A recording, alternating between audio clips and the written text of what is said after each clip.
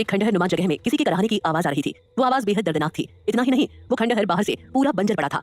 दिखने में ये बड़ा सा खंडहर ऐसा लग रहा था मानो किसी राजा का महल हो। खंडहर के किसी कमरे में एक लड़की के हाथों को जंजीरों से बांधकर ऊपर छत से लटकाया हुआ था। उसे इतनी बुरी तरह से पीटा गया था कि उसके शरीर से जमीन पर खून के टपकने की वजह से वहां खून का एक तालाब बन गया था। उस लड़की ने अपना सिर नीचे झुका रखा था और उसका पूरा चेहरा लहूलुहान हो रखा था। एक तरफ उसके सामने करीब 29-30 साल की एक लड़की हाथ में चाबुक लिए उसे मारी जा रही थी, तो दूसरी तरफ उस लटकी हुई लड़की में अब चीखने तक की ताकत नहीं बची थी। चाबुक पकड़ी लड़की ने चाबुक के पिछले सिरे से उस लड़की का चेहरा ऊपर किया और उसकी हालत पर हंसते हुए बोली, बहुत घमंड था ना तुम्हें अपने इस चेहरे पर, अपनी ताकत पर, खुद पर। अब देखो आज तुम कुछ भी नहीं हो, कुछ भी नहीं। तुम्हें पता है तुम्हें इस हालत में लाने के लिए मुझे क्या कुर्बान करना पड़ा? अपना प्यार। कहते हुए उसने नफरत से उस लड़की का चेहरा झटक दिया तो उस लड़की का सिर अपनी जगह पर झूलता रह गया। तभी किसी के कदमों की आहट सुनाई दी। ऐसा लग रहा था जैसे कुछ लोग उसी तरफ आ रहे थे। लटकी हुई उस लड़की ने अपने खून से तर आंखों को खोला और हल्के से अपना सिर उठाकर सामने देखा। उसके सामने 2 औरतें और एक लड़का खड़ा था। वो उन्हें कैसे नहीं पहचानती? ये तो उसकी जिंदगी के सबसे अहम लोग थे, जिनके लिए उसने अपनी सगी बहन तक को छोड़ दिया था, और उसकी दोस्त जो उसे अपना सब कुछ मानती थी, उससे भी तो उसने मुंह मोड़ लिया था। उनमें से एक महिला आगे आते हुए उस दूसरी महिला के कंधे पर हाथ रखते हुए बोली, समा तुम भी कहां इस लड़की से बातें कर रही हो? तुम्हें तो इससे अपना बदला लेना चाहिए। कहते हुए उस औरत ने मकारी से हंसते हुए सामने लटकी हुई उस लड़की की तरफ देखा। वो उसके चारों तरफ चक्कर लगाते हुए उसका मजाक उड़ा रही थी। तभी उनमें से एक उम्रदराज महिला प्यार से बोली, बहू रानी कैसी हो? तुम्हारी खातिरदारी में कोई कमी तो नहीं हो रही ना? वो क्या है ना, मुझे पसंद नहीं है किसी भी चीज को आधा अधूरा करना। कुछ भी करो तो पूरी शिद्दत से करो। क्या करूं, अब मैं हूं ही ऐसी। लटकी हुई लड़की ने अपने सूखे काले पड़े होठों को बड़ी मुश्किल से हिलाया। वाई। उसके इस शब्द से वहां खड़े चारों लोग जोर जोर से हंसने लगे। वो उम्रदराज महिला कोई और नहीं बल्कि उस लड़की की सासू माँ श्री माहेश्वरी थी। वो उससे बड़े ही प्यार से बोली, बहू रानी तुम इतनी समझदार हो, फिर भी तुम समझ क्यों नहीं पाई? चलो कोई बात नहीं, मुझे लगता है मुझे तुम्हारी आखिरी इच्छा पूरी कर ही देनी चाहिए, क्यों है ना? उन्होंने सभी से रजामंदी मांगी। उनमें से वो लड़का आगे आते हुए बोला, क्यों नहीं मिसेस माहेश्वरी, आखिर इसे भी तो पता चले कि इसे सजा किस बात की मिल रही है। कहते हुए वो सभी फिर से जोर जोर से हंसने लगे। उस लटकी हुई लड़की ने उस लड़के को लाचारी से देखा। ये वही आदमी था जिसे वो सबसे ज्यादा पसंद किया करती थी, पर कभी कह नहीं पाई थी। उसके लिए उसने क्या कुछ नहीं किया, पर ये तो उसे जान से मारने पर तुला था। सोचते हुए उसकी नजर चाबुक पकड़ी लड़की की तरफ गई, जो कि उसकी चचेरी बहन थी, या यूं कहें उसने उसे अपनी सगी बहन से ज्यादा बढ़कर माना था। इस औरत के लिए तो उसने अपनी सगी बहन का प्यार तक छीन लिया था और उसकी झोली में डाल दिया था। फिर उसकी नजर अपनी सासू मां पर गई, जिस पर उसने सबसे ज्यादा भरोसा किया था, उन्हें अपनी मां का दर्जा दिया था। लेकिन इस औरत ने उसकी भावना का मजाक बनाकर रख दिया था। श्री माहेश्वरी बोली, कोई बात नहीं बहू रानी, चलो आज मैं तुम्हें बता ही देती हूँ। तुम्हें पता है शतरंज जो होता है ना, वो बहुत ही अच्छा खेल होता है, दिमाग के लिए भी और लोगों के लिए भी। उससे लोगों की मानसिकता का पता लगता है। हमारे साथ भी कुछ ऐसा ही हुआ। जानती हो, हमारा भी राजा है, हमारा और तुम्हारा राजा अलग अलग है, पर हमारे राजा का दिमाग इतना शातिर है कि उन्होंने दूसरी तरफ के राजा को ना मारकर उसकी बेगम को निशाना बनाया और उसकी बेगम के हाथों उस राजा को तबाह करके रख दिया। वो लड़की बिना कुछ बोले उन्हें सुने जा रही थी, तो उस औरत ने बात जारी रखी और कहा, जिस वजह से अब वो राजा किसी काम का नहीं है, क्या तुम देखना नहीं चाहोगी वो राजा कौन है और अभी उसकी क्या हालत है? कोई बात नहीं, तुमसे पहले मैंने उसे भी यमराज के पास पहुंचा दिया है। वैसे मैं उसे तुम्हारे सामने ही मारना चाहती थी, लेकिन फिर वो उन तीनों को देखकर बोली, बुरा मत मानना, क्या करूं, उसकी तारीफ करने से मन भरता ही नहीं है। हाँ तो कहा थी मैं, वो कुछ ज्यादा ही चालाक, तेज, बहादुर, शातिर, बेरहम और न जाने क्या क्या है। लेकिन तुम्हें पता है मेरे सामने उसकी एक नहीं चली। मैंने उसे केमिकल भरी बॉक्स में धीरे धीरे मरने के लिए छोड़ दिया था। अब तक तो उसकी आधी जान चली भी गई होगी। क्या तुम देखना नहीं चाहोगे अपने राजा की हालत? अरे भाई कहाँ गई थी, जरा दिखाओ तो इसको, इसके सो कॉल्ड रेपिस्ट पति की हालत। मर गया क्या वो? उसके ऐसा बोलते ही एक औरत मटकते हुए आगे आई और लड़की के सामने खड़ी होकर नफरत से एक जोरदार तमाचा उसके चेहरे पर मार दिया। फिर अपने हाथ उसके खून से सने कपड़ों पर पहुंचाते हुए वो औरत बोली, ये सब तुम्हारी वजह से हुआ है, नहीं तो आज शिवाय मेरा होता, लेकिन तुमने बीच में आकर सब खराब कर दिया और मजबूरन हमें उसे मारना पड़ा, नहीं तो हम उसे सिर्फ काबू में करना चाहते थे। वैसे मुझे इतना बुरा तो नहीं लगा, लेकिन उसे तड़प कर मरते देख मुझे पल के लिए लगा कि मैं उस बॉक्स को तोड़ दूं। क्या करूं, मेरे दिल को वो थोड़ा सा पसंद था ना, इसलिए मैं तुम्हारे लिए भी उसकी वीडियो रिकॉर्डिंग लाई हूँ। कहते हुए उसने अपना फोन उसकी आंखों के ठीक सामने कर दिया।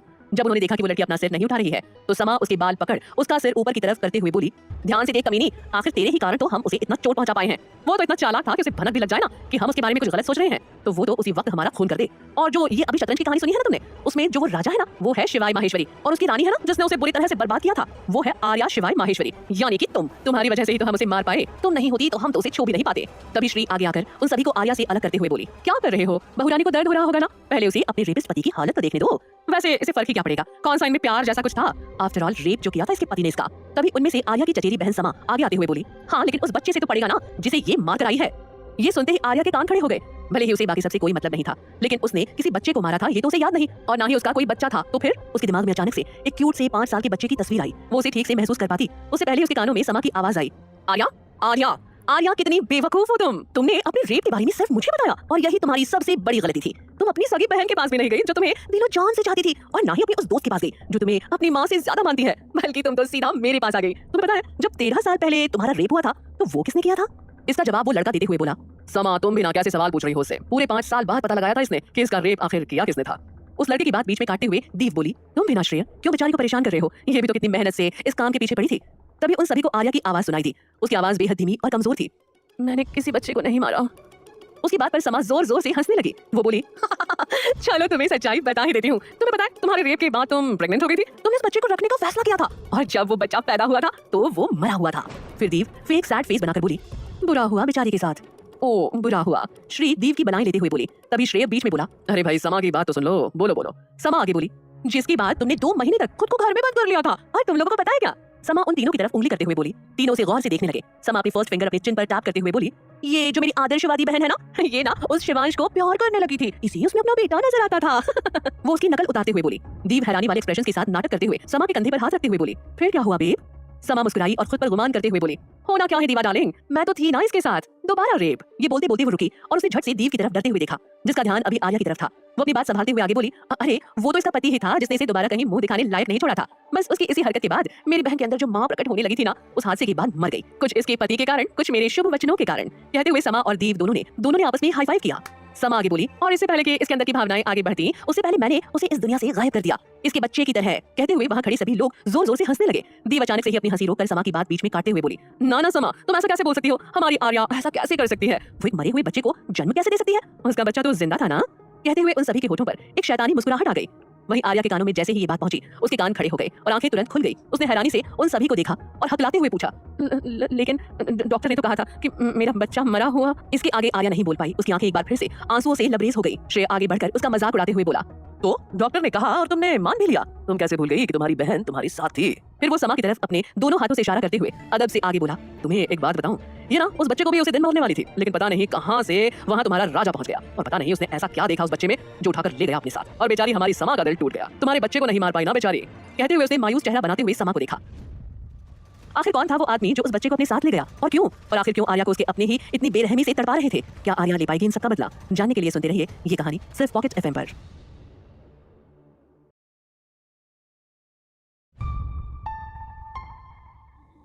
श्री ने आखिरकार आर्या के बच्चे का राज उसके सामने खोल दिया था कि उसका बच्चा मरा हुआ पैदा नहीं हुआ था, वो जिंदा था। तब ये सुनकर आर्या को यकीन ही नहीं हो रहा था कि वो अपने सिर्फ उसकी हालत की ही नहीं बल्कि उसके बच्चे की मौत की भी जिम्मेदार है।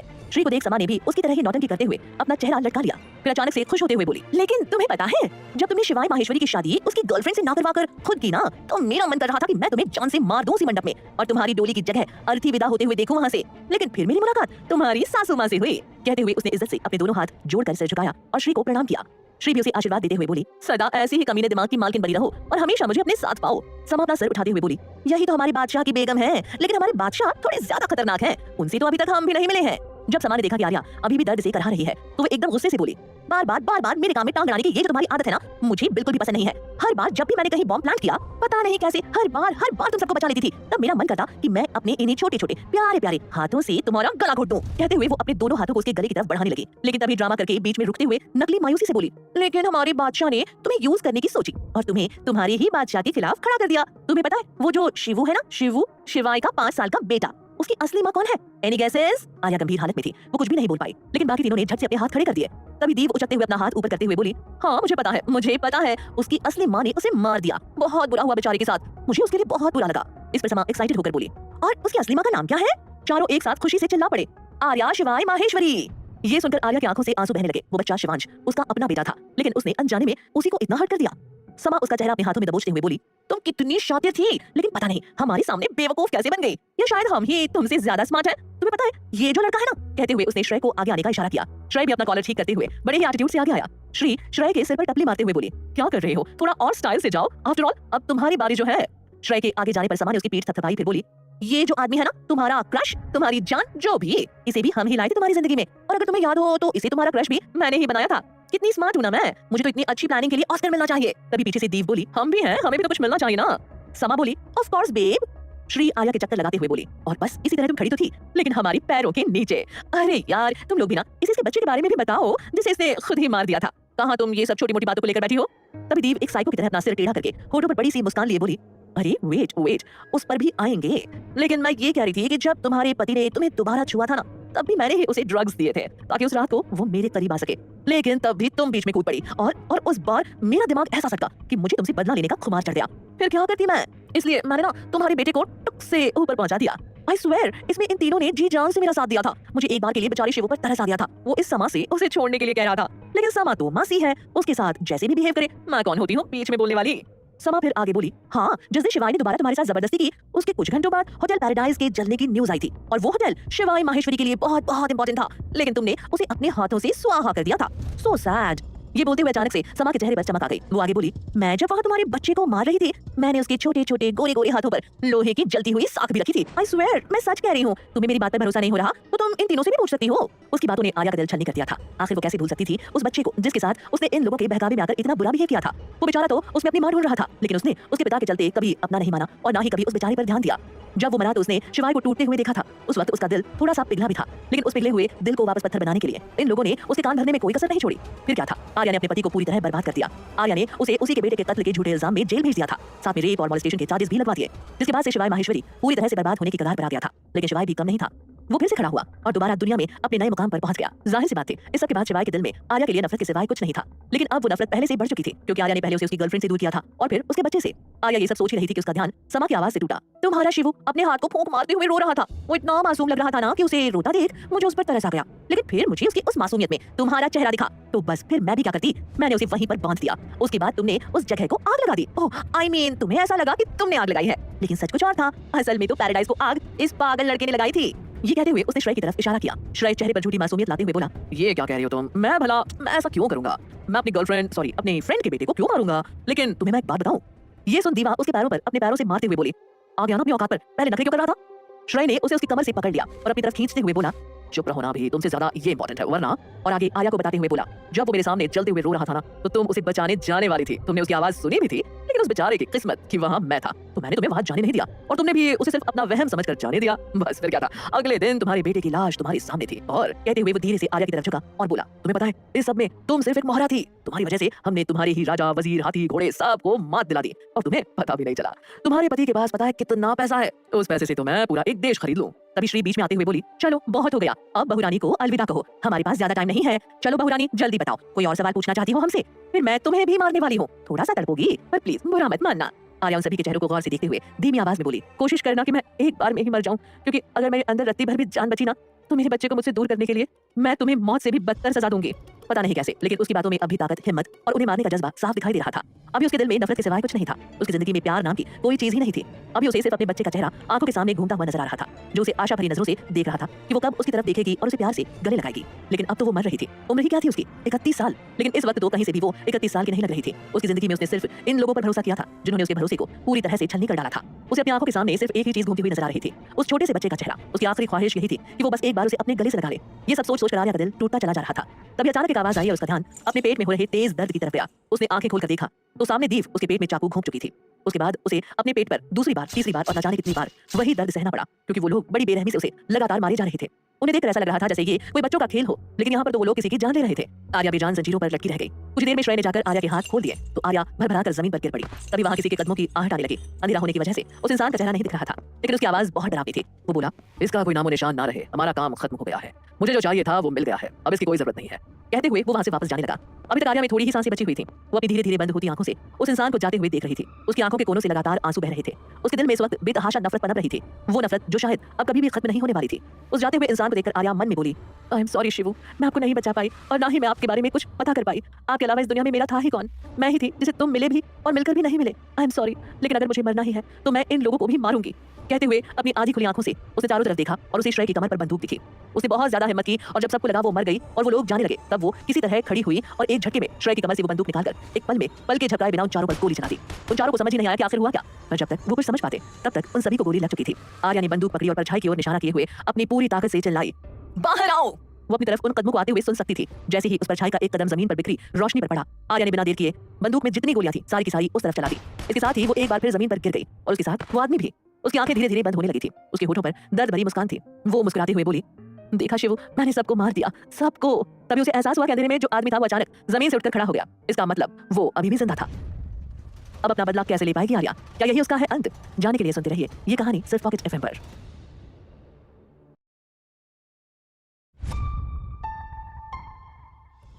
उस आदमी को अभी भी जिंदा देख आर्या चौंक गई थी, पर वो अभी भी उसकी शक्ल नहीं देख पा रही थी, क्योंकि वो आधी रोशनी में खड़ा था, जिससे उसके कमर तक का हिस्सा ही आर्या को दिख रहा था। तभी उसने अपनी गन आर्या की तरफ पॉइंट करते हुए कहा, I am proud of you. अगर तुम पहले ही मेरे साथ हो जाती तो आज तुम जिंदा होती, पर क्या करें, तुम आर्मी ऑफिसर्स होते ही ऐसे हो, तो फिर अब मरो। कहते हुए उसने भी अपनी गन की सारी गोलियां आर्या के शरीर पर खाली कर दी और आर्या की आंखें, सांस और धड़कन तीनों बंद हो गए। कुछ देर बाद आर्या को जब होश आया तो उसको अपने शरीर में बहुत दर्द महसूस हो रहा था, जो कि एक्सपेक्टेड ही था। लेकिन अचानक उसे लगा कि ये दर्द उस टॉर्चर वाले दर्द से कुछ कम था। जैसे तैसे आर्या अपनी आंखें खोलने की कोशिश करने लगी। उसे कुछ तो बहुत अजीब लग रहा था। तभी उसने अपनी पूरी ताकत बटोर कर एक झटके से अपनी आंखें खोली और अपने सामने का नजारा देखकर एकदम शॉक्ड रह गई, क्योंकि वो एक बहुत ही खूबसूरत सी जगह पर थी। वो सोचने लगी कि क्या वो मर चुकी है, क्या ये हेवन है? पर उसने अपना सिर उठाकर देखा तो उसके दोनों हाथ बंधे हुए थे। फिर उसने सोचा उसे शायद नर्क भेजा गया है। उसके हाथ ठीक उसी तरह से बंधे हुए थे जैसे उन हैवानों ने उसे बांधा था, लेकिन यहाँ फर्क इतना था कि उसके हाथों को नुकीले लोहे की जंजीरों के बजाय पीच कलर की सॉफ्ट हथकड़ियों से बांधा गया था। उसे लगा कि कहीं उसकी आंखें तो खराब नहीं हो गई हैं, इसलिए उसने एक बार फिर से अपनी आंखें कसकर बंद कर ली। आंखें बंद करते ही जोरदार आवाज के साथ दरवाजा खुला। आर्या के दिमाग में पता नहीं क्या आया कि उसने अपनी आंखें नहीं खोली। दरवाजे पर एक आदमी एक लड़की का सहारा लिए खड़ा था। वो लड़की उस आदमी को संभाल कर लाई और बेड पर बैठा दिया। फिर अपने हाथ झाड़ते हुए बोली, चलो भाई समा, तेरा काम तो हो गया, अब बस इसे जल्दी से नशा चढ़ जाए। फिर वो बेड पर लेटी आर्या की तरफ देखते हुए बोली, ओह सो सैड, एक बार फिर तुम्हारे साथ वही जबरदस्ती होने वाली है। और प्लीज दीव को मत बताना कि इसे मैं लेकर आई हूँ तुम्हारे पास, नहीं तो वो भी मुझे मेरे अक्ष से दूर कर देगी। खैर छोड़ो, अब तुम सीधे कल दोपहर को ही होश में आओगी और आते ही जब तुम खुद को देखोगी ना, तब तुम्हें खुद पर शर्म आएगी। फिर समा आर्या के एकदम करीब जाकर उसके कान में बोली, आपको पता है दी, जो 5 साल पहले आपके साथ यही हादसा हुआ था ना, वो मैंने ही अरेंज करवाया था। लेकिन आपकी किस्मत अच्छी थी कि तब पता नहीं कहां से आपको ये शिवाय मिल गया, वरना मैंने तो आपके लिए पूरे 4 लोगों को भेजा था। और पता है क्या, उस रात भी इसे ड्रग्स दिया गया था। अजीब बात है ना, पर तुम ठहरी मेरी बहन, तुम कहाँ उन लोगों की बातों पर, सबूतों पर विश्वास करोगी, तुम तो मुझ पर भरोसा करोगी ना। अरे चलो, मैं भी कहाँ तुम्हारे पीछे लग गई। तभी उसने शिवाय की तरफ देखा, जो इस वक्त पसीने से पूरा भीग चुका था। असल में शिवाय किसी ग्रीक गॉड से कम नहीं दिखता था। लंबी हाइट, हल्की बियर्ड के साथ उसका हैंडसम चेहरा और खास करके उसकी भूरी चमकीली आंखें, सब इतने खूबसूरत थे कि पल भर के लिए तो समा की आंखें भी उस पर ठहर सी गई। समा अपने दोनों हाथों को अपने गालों पर रखते हुए बोली, हाय ये तो कितना क्यूट, स्मार्ट, हैंडसम और पता नहीं क्या क्या लग रहा है मुझे। बिना कोशिश किए भी मैं इसकी तरफ अट्रैक्ट होती जा रही हूँ। क्यों ना तुम्हारे बदले आज मैं ही करीब आ जाऊं, कैसा रहेगा? कहते हुए समा शिवाय की तरफ बढ़ी और अपना हाथ शिवाय की चेस्ट पर रखा ही था, पर उसकी किस्मत, शिवाय ने एक झटके से उसे धक्का देकर खुद से दूर कर दिया। झटका थोड़ा तेज था जिससे समा जमीन पर जा गिरी। शिवाय नशे में बड़बड़ाया, don't you dare to touch me. उसकी जबान लड़खड़ा रही थी, लेकिन फिर भी वो किसी को अपने करीब आने नहीं दे रहा था। समा भी होश में आई, जल्दी से उठी और आर्या की तरफ जाकर उससे बोली, तुम तो यहाँ पूरी मम्मी बनकर पड़ी हो, ऐसे में वो तुम्हारी तरफ अट्रैक्ट कैसे होगा? रुको 1 मिनट, मेरे पास तुम्हारे लिए कुछ है। ये कह उसने उठते हुए आर्या को 2 थप्पड़ मारे। फिर कैंची से उसके ढके ढके कपड़ों को फाड़कर समा सेटिस्फैक्शन से मुस्कुराई और आर्या का गला दबाते हुए बोली, बहना प्लीज कल अपने पति को जबरदस्ती करने के इल्जाम में जेल भिजवा देना। कहते हुए उसने रूम की लाइट कम कर दी और कमरा लॉक करके वहां से चली गई। आर्या ने आंखें खोली और व्हाट द हेल कहते हुए उसने अपना जबड़ा कसा। उसे कुछ समझ नहीं आ रहा था, ये सब हो क्या रहा है। उसने ध्यान से उस जगह को देखा, ये तो कोई कमरा था, लेकिन वो यहाँ कैसे आई? और ये सब अभी जो समा बोल कर गई थी वो सब क्या था? उसने अपने आसपास देखा तो उसकी नजर बेड के किनारे पर पड़े शिवाय पर गई, जो अपनी शर्ट खोल रहा था। उसका चेहरा पूरा पसीने से भीगा हुआ था। आर्या को कुछ भी समझ नहीं आ रहा था। तभी उसकी नजर साइड में रखे कैलेंडर पर गई। उस पर लिखी तारीख देखकर आर्या की आंखें फैल गई। वो तुरंत बेड पर बैठ गई। उसके हाथ अभी भी कपड़े वाली हथकड़ियों से बंधे हुए थे। वो कैलेंडर को देखते हुए बोली, ये सब क्या हो रहा है? मैं तो मर गई थी ना, और मैंने तो इस समा को भी मार दिया था, तो फिर वो जिंदा कैसे है? और इस पर तारीख इतनी कम क्यों लिखी है? इससे आगे कि वो कुछ और सोच पाती उसे महसूस हुआ कि कोई उसे घूर रहा था। उसने अपनी नजर इधर उधर की तो देखा सामने बेड की दूसरी तरफ बैठा शिवाय उसे घूर रहा था। शिवाय माहेश्वरी, ये वही इंसान था जिसने उसकी इज्जत पर हाथ डाला था और फिर वो प्रेग्नेंट हो गई थी और इसके बाद उसका बच्चा मरा हुआ पैदा हुआ था। नहीं, मेरा बच्चा जिंदा है, ये याद आते ही उसके होठों पर मुस्कान आ गई। लेकिन वो इस बात से बेखबर थी कि उसकी ये मुस्कान सामने बैठे शिवाय पर कितना गहरा असर कर रही थी। शिवाय को अपने सामने सिर्फ आर्या दिख रही थी। उसकी गोरी सॉफ्ट स्किन पर से शिवाय की आंखें हट ही नहीं रही थी। शिवाय बहुत ही यंग लग रहा था, बिल्कुल वैसा जैसा वो 7 साल पहले था। वो इससे ज्यादा कुछ सोच पाती कि उसे महसूस हुआ कि शिवाय उसकी तरफ बढ़ रहा है। उसने शिवाय से दूर हटते हुए कहा, शिवाय दूर रहो, शिवाय तुम गलत कर रहे हो, शिवाय होश में आओ, ये सब एक चाल है तुम्हें बर्बाद करने के लिए। कहते हुए वो बेड के एक साइड पर जाकर चिपक गई। वो वहां से भाग भी नहीं सकती थी क्योंकि उसकी प्यारी बहन उसके हाथों को बड़े प्यार से बांधकर जो गई थी। उसने फिर से शिवाय की तरफ देखा। शिवाय सच में बहुत हैंडसम था और किसी भी लड़की के लिए उससे दूर जाना बहुत मुश्किल था। लेकिन आर्या तो आर्या थी, वो अपने इमोशंस को संभालना अच्छे से जानती थी। खासकर इस आदमी के लिए उसके पास सिर्फ गुस्सा और नफरत थी। शिवाय की नजर तो बस आर्या को ऊपर से नीचे तक देखे जा रही थी। वो भी उससे दूर होना चाहता था, लेकिन वो ऐसा चाहकर भी ये नहीं कर पा रहा था। शिवाय उसे पकड़कर अपने करीब लाते हुए बोला, इसके लिए तुम जो चाहोगी तुम्हें मिलेगा। कहते हुए उसने आर्या के होठों पर अपनी होठ रख दिए। आर्या खुद को छुड़ाने की कोशिश करते हुए बोली, तुम्हारी जान इसके बदले दोगे?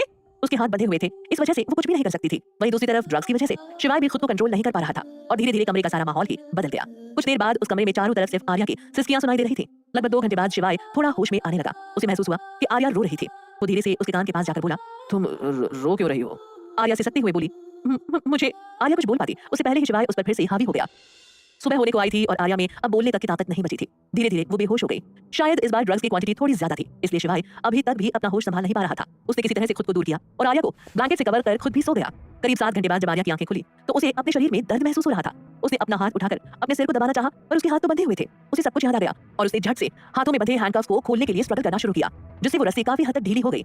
उसने सिर घुमाकर देखा तो ठीक उसकी आंखों से 2 इंच आगे शिवाय माहेश्वरी का हैंडसम चेहरा था, जिसके बाल उसके माथे पर बिखरे हुए थे। वो खुद को संभालते हुए बेड पर खड़ी हो गई। तभी उसकी नजर कांच की विंडो पर बन रहे खुद के रिफ्लेक्शन पर गई। अपने आप को देखकर उसकी आंखें शर्म से झुक गई और उसने खुद को अपने कपड़ों से कवर किया और अपना सिर पकड़कर बेड पर बैठ गई। तभी उसके कानों में किसी की आवाज आई, क्या तुम्हें खुशी नहीं हुई कि शिवाय माहेश्वरी ने तुम्हें टच किया? ये आवाज वो कैसे भूल सकती थी? इस आवाज से तो वो सबसे ज्यादा नफरत करती थी और शायद अभी भी करती है, लेकिन अभी उसके पास नफरत करने के लिए और भी लोग हैं। उसने मुड़कर देखा तो शिवाय अपना सिर अपने हाथ में टिकाए उसे ही देख रहा था। रात की बातें याद कर आर्या गुस्से से उसकी तरफ बढ़ी, लेकिन उसके हाथ अभी भी बंधे हुए थे। उसने अपने पैरों का इस्तेमाल किया और एक जोरदार लात मारी, जिससे वो जमीन पर जा गिरा और गुस्से से दांत पीसते हुए बोली, तुम्हारी हिम्मत कैसी हुई मुझे दोबारा छूने की? रुको तुम्हें तो मैं, यू बेशर्म आदमी, मैंने तुम जैसा घटिया इंसान नहीं देखा, यू बास्टर्ड। तभी शिवाय उसकी बात बीच में काटते हुए गुस्से से बोला, वो तुम ही थी जिसने मुझे ड्रग्स दिए थे ताकि मैं किसी और लड़की के साथ ये सब करूं और तुम मुझसे अपना बदला लेने के लिए मुझे जेल भेज सको, और अब जब तुम्हारी चाल उल्टी पड़ गई है तो तुम मुझ पर ही इल्जाम लगा रही हो। तभी अचानक आर्या को समा का पूरा प्लान याद आया। उसने सोचा, इस आदमी को ड्रग्स तो दीव और समा ने दिए थे, तो फिर ये मुझे ऐसे कैसे ब्लेम कर सकता है? वो भी गुस्से से अपने हाथों को छुड़ाने की कोशिश करते हुए बोली, यू ब्लडी, तुम्हें कैसे पता चला कि मैंने ही तुम्हें ड्रग्स दिए हैं? तुम तो अपने उस सो कॉल्ड गर्लफ्रेंड के साथ डेट पर गए थे ना, तो मैं वहां कैसे आ गई? आर्या को इस वक्त शिवाय पर बहुत गुस्सा आ रहा था। उसने गुस्से में अपनी आंखें छोटी की और आगे कहा, इस बार तो मैं उस कमीनी को छोड़ने वाली नहीं हूं, और तुम डॉक्टर शिवाय माहेश्वरी, तुम्हें भी नहीं छोड़ूंगी। हाथ खोलो पहले तो तुम मेरा। मुझे तो लगता है ये सब तुम्हारी और उस दीव की चाल है मुझे नीचा दिखाने के लिए। आर्या शिवाय पर दीव के साथ साजिश रचने के लिए भड़क ही रही थी कि उसे अचानक याद आया कि यही सिचुएशन पहले भी घट चुकी है, और तब भी शिवाय ने ना उसकी बात सुनी थी और ना ही उससे कोई बात की थी। शिवाय ने एक नजर घूरकर अपने सामने गुस्से में बैठी उस लड़की को देखा। ये नटचड़ी लड़की हमेशा से ही बदतमीज थी, लेकिन इस बार इस लड़की की आंखों में कुछ अलग था। शिवाय उसके ऊपर झुकते हुए बोला, तो तुम कैसे कह सकती हो कि ये सब दीव ने किया है? हो सकता है तुम भी उसे फंसाने की कोशिश कर रही हो। आर्या के खिलाफ आखिर ये साजिश किसने रची थी, और क्या आर्या शिवाय को सच बता पाएगी? जानने के लिए सुनते रहिए ये कहानी सिर्फ पॉकेट एफएम पर।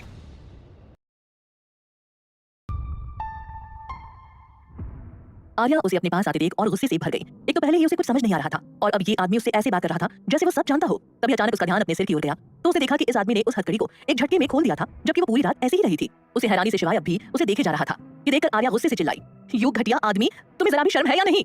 उसकी बात से शिवाय के होठों पर एक तिरछी मुस्कान आ गई। अब वो आर्या के इतने करीब था कि बोलते वक्त उसके होठ आर्या के होठों को छू रहे थे। वो धीमी मगर दिलकश आवाज में बोला, और अगर मैं नहीं कहूं तो? आर्या हैरानी से सोचने लगी, इसे क्या हो गया है? इसने तो कभी भी मुझसे ऐसी बात नहीं की थी। एक्चुअली ये तो मुझसे बात भी नहीं करता था। तभी उसने पूरी ताकत से शिवाय को खुद से दूर झटक दिया और खुद जल्दी से वॉशरूम में घुस गई। शिवाय उसी तरफ देखते हुए बोला, ये सब तुमने ही किया है, अब देखना कैसे मैं तुम्हारे मुंह से ही सब उगलवाता हूँ। मुझे पता है शिवांश को भी तुमने ही किडनैप किया है, इसके लिए तो तुम्हें बहुत बड़ी कीमत चुकानी होगी। बस एक बार मेरे बेटे को मिलने तो दो। इस वक्त उसकी आंखों में आर्या के लिए बेहिसाब नफरत थी, जैसे अगर इस पर आर्या उसके सामने आ गई तो वो उसकी जान लेने में एक बार भी नहीं चूकेगा। वहीं आर्या बार बार मिरर के सामने खुद को देख रही थी। वो समझने की कोशिश कर रही थी कि ये सब हो क्या रहा है। तभी कहीं से उसके दिमाग में पुनर्जन्म का ख्याल आया। तो क्या उसका रिबर्थ हुआ था? ये सब तो उसकी लाइफ में पहले भी हो चुका था, तो क्या इसका मतलब वो अपनी जिंदगी में 8 साल पीछे चली गई थी? इसका मतलब कि उसका बच्चा अभी जिंदा होगा। अगर ये सब सच है तो उसका शिवांश जिंदा होगा। ये सब सोच आर्या ने इस नई जिंदगी के लिए भगवान को थैंक यू किया। उसे भरोसा नहीं हो रहा था, पर वो खुश थी। अब वो सब कुछ करेगी जो वो पहले नहीं कर पाई थी। क्या उसे शिवाय को सब बता देना चाहिए? अगर ऐसा ही है तो उसने तय किया कि वो उसके बाद अपने बेटे को लेकर यहाँ से बहुत दूर चली जाएगी। लेकिन क्या उसका बेटा उसके साथ आएगा? उसने कितना बुरा बिहेव किया था उसके साथ। ये सब सोचते हुए उसने जैसे तैसे खुद को संभाला। आधे घंटे में उसने अपना नहाना खत्म किया और बाथरूम पहने बाहर आई। वो बहुत थक गई थी, पर जैसे ही वो बेड पर लेटी उसके कानों में किसी के गुस्से भरी आवाज आई, जल्दी जाओ वहां, मैं भी बस पहुंच रहा हूं। किसी भी तरह से आग को ज्यादा बढ़ने मत देना।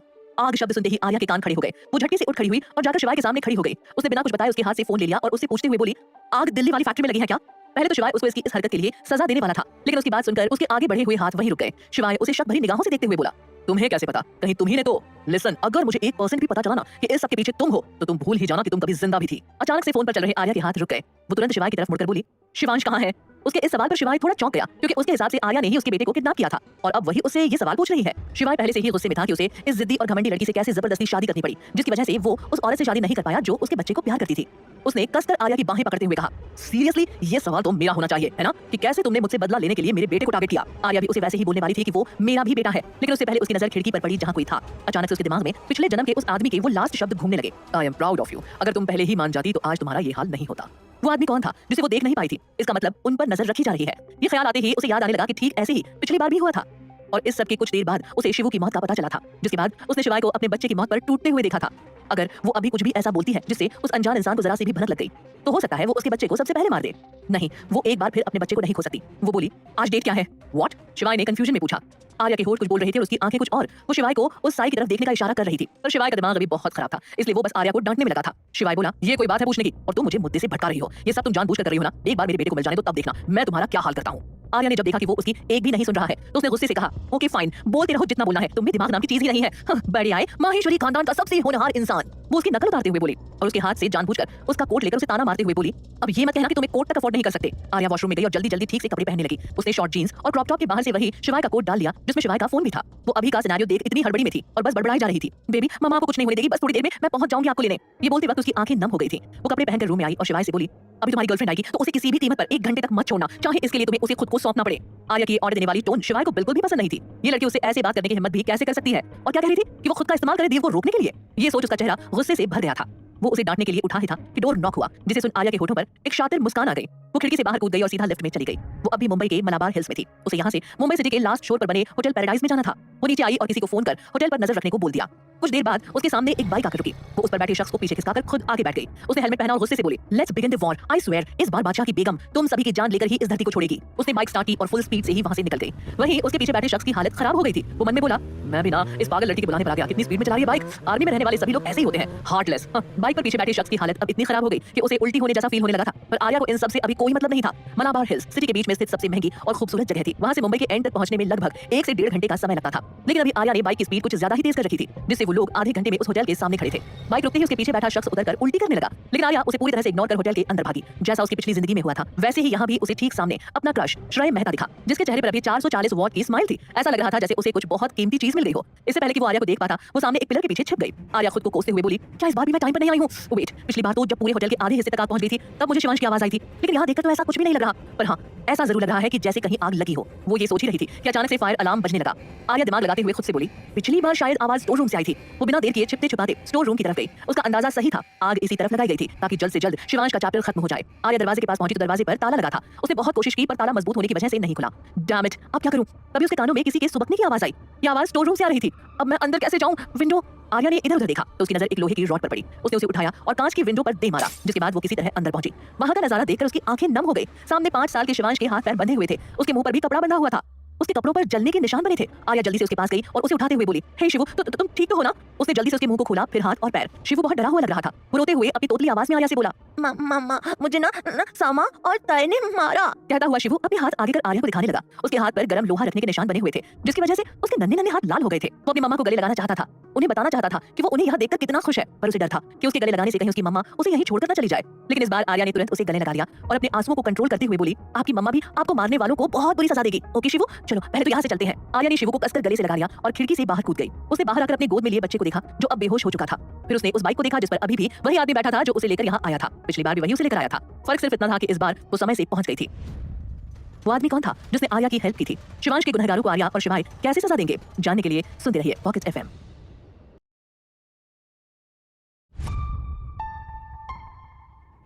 आर्या बाइक की ओर जा ही रही थी कि तभी उसके कानों में वो आवाज जो उसने लास्ट बार सुनी थी वो घूमने लगी। उसके कदम खुद ब खुद रुक गए। वो इस जन्म में किसी पर भी भरोसा करने की गलती नहीं कर सकती थी, इसलिए वो धीरे धीरे आगे बढ़ने लगी। पिछले जन्म में भी ये सब हुआ था, पर वो होटल देर से पहुंची थी और अंदर जाते ही उसे श्रेय ने देखकर रोक भी लिया था। आर्या उस वक्त इतनी बेवकूफ थी कि वो श्रेय के कहने भर से अंदर इस छोटे से बच्चे को देखने तक नहीं गई। अब उसके पास सिर्फ एक ही ऑप्शन था, वाही उसकी बेस्ट फ्रेंड, जो इस वक्त उससे नाराज थी क्योंकि उसे लगता था कि आर्या को कम से कम शिवू से तो अच्छे से पेश आना चाहिए। लेकिन आर्या तो आर्या थी, जिद्दी बिगड़ैल। वो कैसे उसकी बात मान लेती? बस इसी वजह से उससे भी लड़ाई हो गई थी उसकी। आर्या ने एक गहरी सांस ली और शिवू को ध्यान से पकड़ते हुए अपना फोन निकाला। पिछली बार तो वो फोन भी नहीं लाई थी कि किसी को बताकर हेल्प ले सके। उसे अच्छे से याद था कि इस हादसे में शिवू के अलावा किसी को भी चोट नहीं आई थी और इसी कारण शिवू की मौत का इल्जाम उस पर भी आया था। उसने एक गहरी सांस ली और एक नंबर डायल किया और खुद में बड़बड़ाने लगी, please pick up the call. जब फोन बस कटने ही वाला था तब उसकी बेस्ट फ्रेंड वाही ने कॉल पिक किया। दूसरी तरफ से वाही की आवाज आई, हेलो। आर्या ने जैसे ही आवाज सुनी उसकी आंखों के सामने कुछ तस्वीरें आने लगी। जब शिवाय माहेश्वरी को बर्बाद करने का मकसद पूरा होने के बाद उसे किडनैप किया गया था, तब उसकी चचेरी बहन समा और दीव मजे से उसके सामने बैठकर पॉपकॉर्न खाते हुए वाही और विभी की मौत की प्लानिंग कर रहे थे।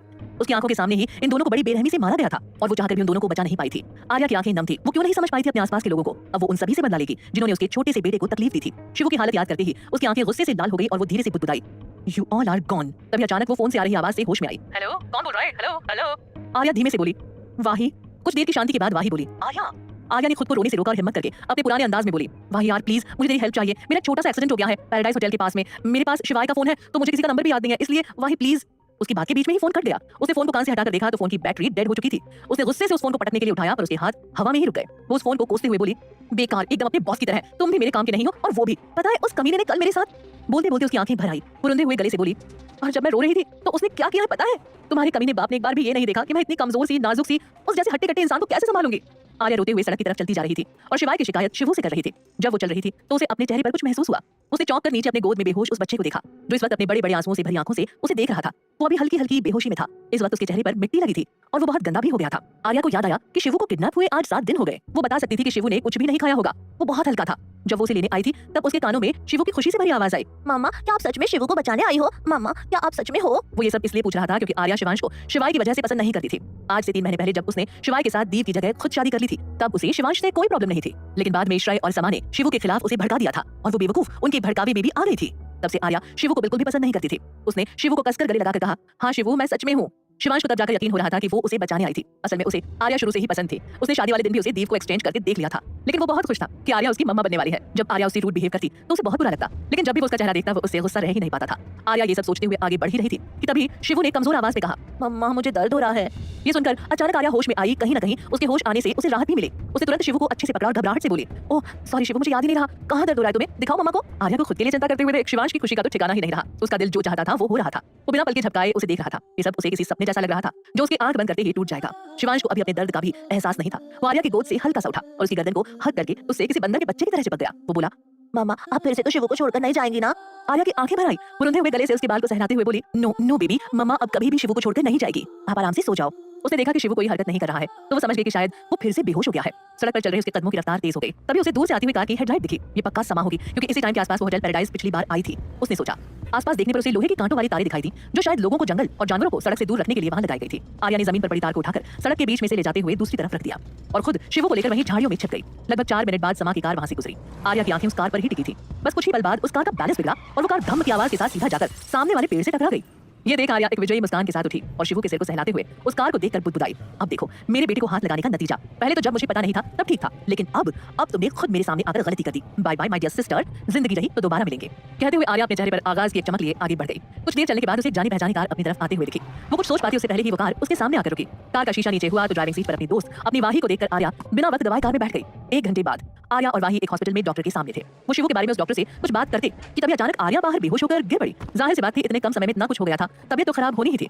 डॉक्टर पहले से चिड़ी हुई थी। आर्या का चेकअप करने के बाद तो वो और भी ज्यादा चिढ़ गई। वो बड़बड़ाते हुए बोली, पता नहीं आजकल के बच्चे कब सुधरेंगे, फिर जरा सा कुछ कह दो तो हम पर ही हाथी घोड़े गधे ऊंट जो मिले सब लेकर चढ़ जाएंगे। तभी आर्या भी होश में आने लगी। डॉक्टर की बात सुन वाही को बहुत अजीब लगा। आर्या भी उसे देखने लगी। वाही डॉक्टर से बोली, क्या बात है डॉक्टर, सब ठीक है ना? ये अचानक से बेहोश क्यों हो गई थी? बस वाही के पूछने की देर थी। डॉक्टर गुस्से से फट पड़ी। वो आर्या से बोली, समझा नहीं सकती थी अपने पति को? कोई भी चीज लिमिट से ज्यादा सेहत के लिए अच्छी नहीं होती। आप लोग तो पढ़े लिखे हैं, क्या इतना भी नहीं पता कि हेल्थ नाम की भी कोई चीज होती है? तुम सुन भी रही हो, रोक नहीं सकती थी अपने पति को। अब देखो क्या हालत हो गई है तुम्हारी।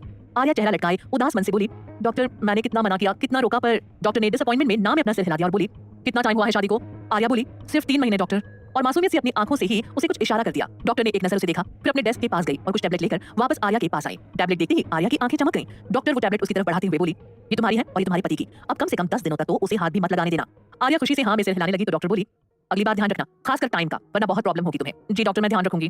कहते हुए आर्या उठने लगी, लेकिन तभी डॉक्टर उसे वापस लटाते हुए बोली, अभी तुम्हें आराम की जरूरत है, आराम करो, मैंने तुम्हें पेन किलर का इंजेक्शन दे दिया है। इस पर आर्या ने ज्यादा बहस नहीं की और चुपचाप बेड पर वापस लेट गई। डॉक्टर के जाने के बाद वाही जो कितनी देर से मुंह खोले उनकी बात सुन रही थी वो होश में आई और आर्या पर बरसते हुए बोली, व्हाट द हेल, हाँ तुम तो शिवाय माहेश्वरी को बिल्कुल भी पसंद नहीं करती थी, तो फिर उसके साथ फिजिकल होने का क्या मतलब है? तुम तो उसे रेपिस्ट कह रही थी और तुम्हारी ये हालत शिवाय की वजह से ही हुई है। आई कांट बिलीव, वो गॉड इस लड़की के चक्कर में मैं पक्का पागल हो जाऊंगी।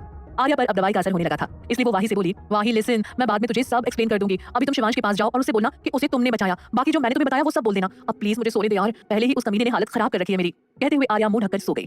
वाही फिर से हैरान से आर्या को देख रही थी। वो उसका कंबल खींचते हुए बोली, क्या बोल रही हो? हाँ सोने दो, वो भी तुझे? नेवर। चल ठीक है अभी सो जा, तेरी हालत देखकर तुझ पर तरस खाकर जा रही हूँ, लेकिन तुझे तो मैं छोड़ने वाली नहीं हूँ, समझी तू? ये सब जो कांड कर रही है ना तो इसके लिए तो, अरे सुन भी रही है कि नहीं? वाही ने उसका कंबल थोड़ा साइड किया और देखा कि आर्या सो चुकी थी। ये देखकर वाही और चंद आ गई। किसी को मेरी कदर ही नहीं है, कहते हुए वाही अपने पैर पटकते हुए वहां से शिवांश के वार्ड में चली गई। लेकिन वार्ड में घुसते ही सामने का नजारा देखकर वो शॉक्ड रह गई। वार्ड में वाही ने ऐसा क्या देखा कि वो शॉक्ड रह गई थी? क्या शिवांश ठीक था? शिवाय को इस बारे में पता चलेगा तो वो कैसे रिएक्ट करेगा? जानने के लिए सुनते रहिए पॉकेट एफएम।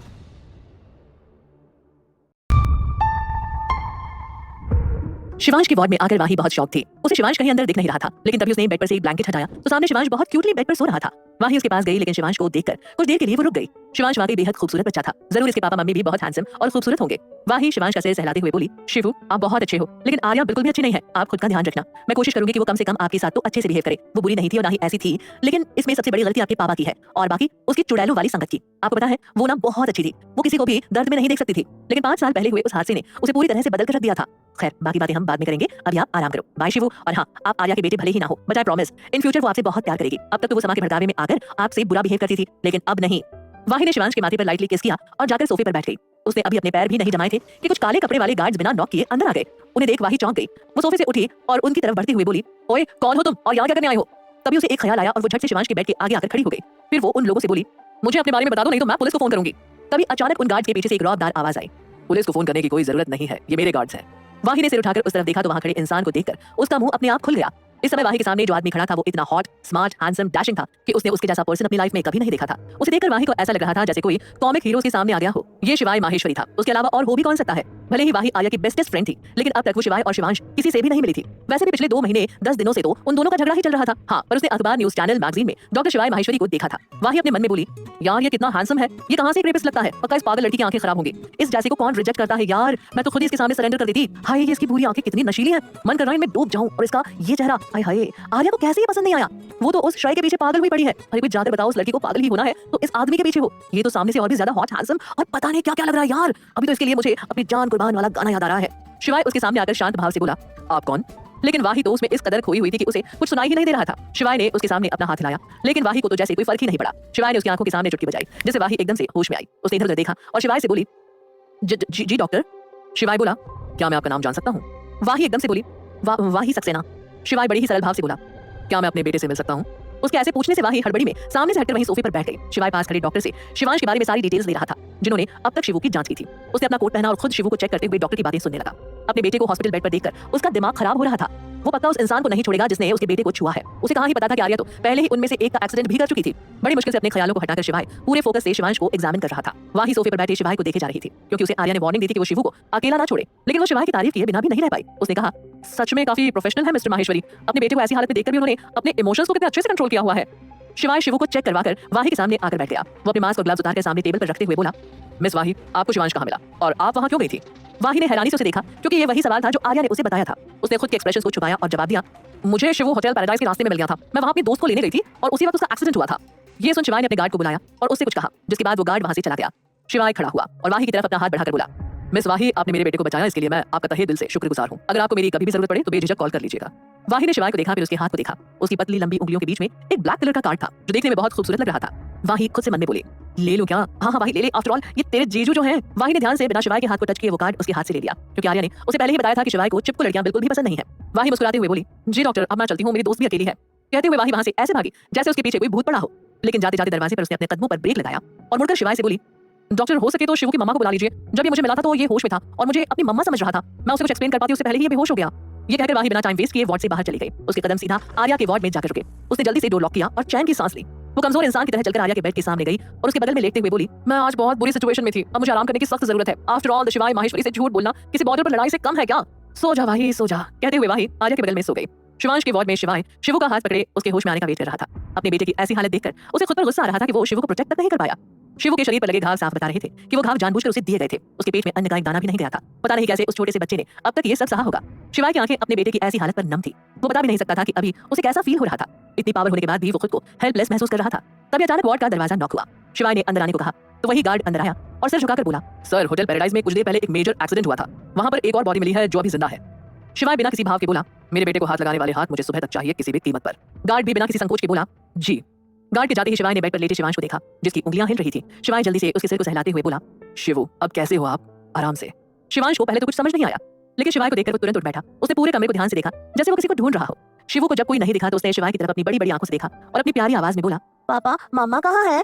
शिवाय उसके ऐसे उठकर बैठ जाने से थोड़ा हैरान था। वो उसे डांटते हुए बोला, शिवू, आपकी तबीयत सही नहीं है, आप अभी आराम करो। शिवू को पता चल गया था कि आर्या यहाँ नहीं है। उसकी बड़ी बड़ी आंखें आंसुओं से भर गई। वो रुंधे गले से बोला, मम्मा शिवू को छोड़कर चली गई, लेकिन मम्मा ने तो मुझसे प्रॉमिस किया था कि वो अब कभी भी मुझे छोड़कर नहीं जाएंगी। पापा, आप मम्मा को बुलाओ ना, मैं उनसे सॉरी बोलूंगा, फिर वो वापस शिवू के पास आ जाएंगी। शिवांश को अब रोना आ रहा था। उसने अपना चेहरा अपने हाथों में लिया और रोते हुए बोला, शिवू अच्छा बेबी नहीं है, शिवू ने मम्मा को नाराज कर दिया।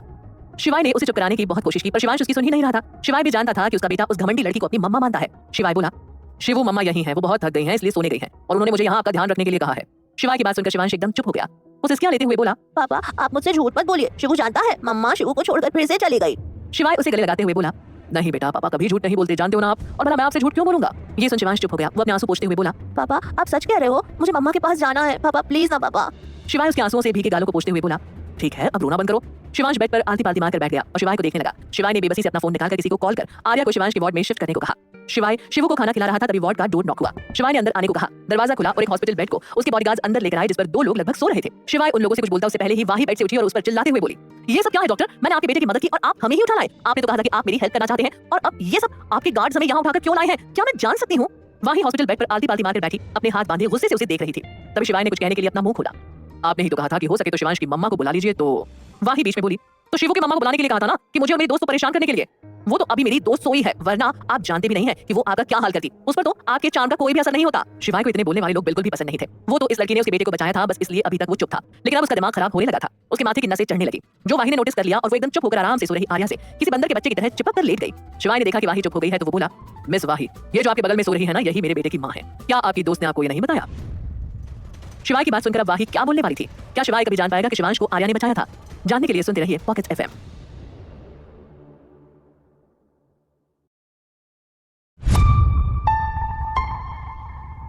शिवाय की बात सुनकर वाही उससे बोली, इसने तो बताया था कि इसका पति इस लायक भी नहीं है कि मैं उसे देखूं। लंगूर जैसी शक्ल, दिमाग के नाम पर भूसा भरा हुआ है और उसकी शक्ल देखकर ही उसे उल्टी आती है। शिवाय की बात सुनकर वाही जवाब देते हुए बोली, तो मैं उसे देखकर क्या करूंगी? वो नहीं चाहती थी कि उसकी शक्ल देखकर मेरी जिंदगी मनहूस हो जाए। फिर मैंने उससे पूछा कि मनहूस तो दिन होता है ना, फिर मेरी जिंदगी कैसे हो जाएगी? तो इसने कहा था कि अरे शक्ल ही इतनी भयानक है कि दिन भी कम पड़ जाएगा उसके मनहूस होने के लिए। अब आप बताइए डॉक्टर, जिसकी बीवी उसके बारे में ऐसी तारीफ करे तो उसे मिलने का मन कैसे होगा? वाही ने शिवाय की बेइज्जती पूरे इज्जत के साथ कर दी थी। उसने शिवाय का चेहरा देखने की कोशिश भी नहीं की, क्योंकि वो जानती थी कि अगर उसने अभी उसे देखा तो कहीं वो अपनी आंखें ही ना खोल दे। वाही आर्या से चिपके हुए ही बोली, सॉरी डॉक्टर, पर मुझे आपकी बातों पर बिलीव नहीं हो रहा है, तो मैं अपने दोस्त को छोड़कर नहीं जाने वाली हूँ। शिवाय को भी इतना गुस्सा आ रहा था कि उसकी बनती मुट्ठियों में हड्डियों के चटकने की आवाज वाही साफ सुन पा रही थी। आखिर शिवाय अपने लुक्स को लेकर बहुत कॉन्शियस था। तभी एक धड़ाम की आवाज के साथ कुछ गिरा। शिवाय और वाही ने उस तरफ देखा तो पाया कि शिवू अपने बेड से आर्या के बेड पर कूद गया था। ये देखकर शिवाय अपना गुस्सा भूलकर उससे बोला, ये क्या हरकत है शिवांश? वैसे ही तुम्हें इतनी चोट लगी है, ऊपर से तुम ऐसे बंदरों की तरह उछल कूद कर रहे हो। चलो नीचे उतरो। शिवांश भी जल्दी से आर्या से ठीक वैसे ही चिपक गया जैसे वाही चिपकी हुई थी। वो बोला, नो पापा, शिवू आज मम्मा के साथ ही सोएगा। कहते हुए उसने घूरकर वाही को देखा जैसे कह रहा हो, ये मेरी मम्मा है, वो तुमसे ज्यादा मेरी है। तो वाही भी वैसे ही उसे आंखों ही आंखों में बोली, तो मेरी भी दोस्त है, इसलिए मैं भी कहीं नहीं जाने वाली। शिवांश वाही से बोला, आंटी ये पापा की जगह है, आप उठो यहाँ से। शिवाय ने अपने बेटे को देखा, फिर वाही कि कैसे वो सोई थी। वाही का एक पैर आर्या के ऊपर था और हाथ से उसने आर्या की कमर को टाइटली पकड़ा हुआ था। ये देखकर उसे अपने कल की रात याद आ गई। पल भर के लिए उसके गाल शर्म से लाल होने लगे। वाही के सोने के तरीके को देख शिवाय की आंखों के सामने कुछ फ्लैश हुआ, जिससे शिवाय की नजरें आर्या के चेहरे पर गई। आर्या के कान पर कुछ निशान थे, जिन्हें देखकर शिवाय अनकंफर्टेबल महसूस करने लगा, लेकिन जल्दी उसने अपने इमोशंस छिपा लिए। वाही शिवांश से बोली, मैं कहीं नहीं जाऊंगी और मैं तुम्हारी मासी हूँ। एक और बात, मुझे तुम्हारे पापा पर बिल्कुल भी भरोसा नहीं है। वैसे भी डॉक्टर ने कहा है कि तुम्हारी मम्मा को तुम्हारे पापा कम से कम 10 दिनों तक छू नहीं सकते। उसकी इस बात पर दोनों बाप बेटे उसे कंफ्यूज होकर देखने लगे। वाही उन दोनों को देखकर मन में बोली, हाय क्या लग रहे हैं अभी दोनों एकदम बाप बेटे। चल चल अब लड़ाई मोड में आ। वाही शिवाय को देखकर अपनी आईब्रोज उठाते हुए बोली, अभी तो आप कह रहे थे कि आपकी बीवी है, अब आपको मेरी बात समझने में इतना टाइम क्यों लग रहा है? क्या आपको नहीं पता है कि कल रात आपकी बीवी कहाँ थी मिस्टर माहेश्वरी? शिवाय ने वाही को देखा जिसके चेहरे पर मिले जुले भाव थे। शिवाय ने सोचा, कल रात ये कहाँ थी, इसका क्या मतलब है और इससे आर्या की तबीयत का क्या लेना देना है? इन दोनों सवालों के अपनी सही जगह पर फिट होते ही शिवाय को कल रात की बातें याद आई। उसने हैरानी से वाही को देखा। वाही के होठों पर एक डेविल स्माइल थी। वो बोली, मुझे लगता है आप सब समझ गए हैं, तो मैं आपको किसी भी कीमत पर यहाँ नहीं सोने दूंगी। कहते हुए वाही भी सो गई। शिवू तो बात करते करते पहले ही सो चुका था। शिवाय ने एक नजर उन तीनों को देखा। उसकी नजर आर्या के नेक पर गई, जहां उसके दिए लव बाइट के निशान साफ दिख रहे थे। शिवाय ने तुरंत अपनी नजर फेर ली। फिर वो सीधा शिवांश के बेड के पास जाकर लेट गया। उसके दिमाग में कल रात की यादें घूमने लगी थी। उसने किसी तरह अपने दिमाग से वो सब निकाला और फिर सो गया। अगली सुबह जब आर्या की आंख खुली तो उसे अपने ऊपर कुछ महसूस हुआ। उसके दिमाग में शिवाय का ख्याल आया तो उसने तुरंत अपनी आंखें खोलकर देखा, लेकिन उसने ये देखकर चैन की सांस ली कि उसके ऊपर जो भार था वो वाही का था। उसने धीरे से उसका हाथ अपने ऊपर से हटाया और उठकर बैठ गई। आर्या को अपने सामने वाही को देखकर इतनी खुशी हो रही थी कि उसकी आंखें आंसुओं से भर गई। उसने एक बार कसकर वाही को गले लगाया। इतनी जोर से गले लगाने से वाही कसमसाने लगी। आर्या उससे अलग हुई और एक स्माइल के साथ खुद को गुड मॉर्निंग विश किया। वो बेड से उतरने को हुई तो उसकी नजर शिवू पर गई। कुछ देर के लिए वो वैसी ही रही और पूरे वार्ड को ध्यान से देखा। ये उसका वार्ड नहीं था जिसमें वो कल थी। बिना शिवाय की परमिशन के वो शिवांश के पास तो नहीं पहुंचेगी, तो क्या शिवाय भी यहाँ है? उसे उससे बात करनी होगी कि उसकी माँ जिसे वो इतना प्यार करता है वो उसकी सबसे बड़ी दुश्मन है और कोई और भी है जो उन पर नजर रखे हुए है। वो उसकी मदद करना तो नहीं चाहती थी, पर वो अपने बेटे को लेकर इन सब से दूर जाना चाहती थी, जहाँ वो, उसका बेटा वाही और आर्या की सगी बहन विधि भी होंगे। आर्या ने पूरे वार्ड में नजर घुमाई। तभी डोर ओपन हुआ और शिवाय दरवाजे से अंदर आया। उसने आर्या को देखा जिसके हाथ उसके बेटे की तरफ बढ़ रहे थे। अंदर आते ही शिवाय ने हवा की तेजी से उसके हाथ पकड़ लिए ताकि वो शिवू को कोई नुकसान न पहुंचा सके। आर्या ने सिर उठाकर उसे देखा तो शिवाय धीरे से बोला, नीचे उतरो। आर्या ने आईब्रो उठाकर उसे देखा। शिवाय ने बिना ज्यादा बहस किए उसे उसकी कमर से पकड़कर उठाया और सीधा वार्ड से अटैच बालकनी में उसे उतारा। आर्या गुस्से से बोली, ये क्या बदतमीजी है? शिवाय वहां रखे कुशन पर बैठते हुए बोला, बैठो, मुझे तुमसे कुछ बात करनी है। आर्या तो पहले ही उस कुशन पर खुद को समेटकर आराम से आंखें बंद करके लेट चुकी थी। शिवाय चिढ़कर बोला, मैंने कहा ना मुझे तुमसे बात करनी है, तुम सुन क्यों नहीं रही हो? आर्या वैसे ही सोई हुई बोली, हाँ मैं सुन रही हूँ। शिवाय बोला, तुम शिवांश से अच्छे से बिहेव किया करो। आर्या बोली, और मैं ऐसा क्यों करूं? शिवाय ने एक गहरी सांस ली और कहा, जो तुम चाहो वो मांग सकती हो, बस शिवू के साथ अच्छे से पेश आना। ये सुनकर आर्या एकदम से सीधी बैठ गई। आर्या उसे गौर से देखते हुए बोली, क्या तुम्हें लगता है कि मैं तुमसे कुछ मांग सकती हूँ? है क्या तुम्हारे पास जो मेरे पास नहीं है? शिवाय ने भी उसकी तरफ देखा। हाँ, ऐसा कुछ नहीं था जो आर्या के पास नहीं था। वो बोला, मैं तुम्हें सोचने के लिए टाइम नहीं दे सकता, इसलिए तुम अभी यही फैसला करो। आर्या शिवाय को गौर से देख रही थी। तभी उसके दिमाग में कुछ आया। वो शक भरी नजरों से शिवाय को देखते हुए बोली, आज तुम मुझ पर इतना मेहरबान कैसे हो रहे हो? नहीं तो हर बार तो तुम मेरे किसी अपने को गन पॉइंट पर रखकर ये सब मुझसे मनवाते थे। शिवाय एक गहरी सांस लेकर बोला, सही कहा तुमने। मैंने सोचा था कि तुमसे अच्छे से बात करूंगा तो तुम भी मेरे बेटे से अच्छे से पेश आओगी, लेकिन तुम्हें ये सब कहाँ अच्छा लगता है। फिर भी मैं तुम्हें एक आखिरी चांस दे रहा हूँ, जो चाहती हो मांग लो, तुम्हें सब मिलेगा। आर्या कुशन पर आराम से टेक लगाकर बैठते हुए बोली, वो जो तुम्हारा इंटरनेशनल बैंक कार्ड है ना, वो कैसा रहेगा इन सबके लिए? शिवाय की आंखें हैरानी से फैल गई। ये बात तो उसने किसी को भी नहीं बताई थी कि उसने इंटरनेशनल बैंक का कार्ड भी बनवाया है, जो कि कल ही उसके पास पहुंचा था। ये एक स्पेशल कार्ड है जो उसने खास तौर पर मंगवाया था। उसकी लिमिट अनलिमिटेड थी। ये कार्ड उसने अपनी वाइफ के लिए बनवाया था, जो कि दीव बनने वाली थी, और उसकी नजर में वो उसके बेटे का अच्छे से ख्याल रखने वाली थी। आर्या उसके चेहरे के भावों को इग्नोर कर उससे बोली, जल्दी बोलो, मेरे पास ज्यादा टाइम नहीं है वेस्ट करने के लिए। शिवाय को पहले तो उसके बोलने के लहजे पर गुस्सा आया, लेकिन अभी जरूरत उसकी थी, इसलिए उसने बिना किसी हिचकिचाहट के अपना फोन उठाया और अपने असिस्टेंट को कॉल कर बोला, मेरा इंटरनेशनल बैंक कार्ड लेकर तुरंत मेरे हॉस्पिटल आओ।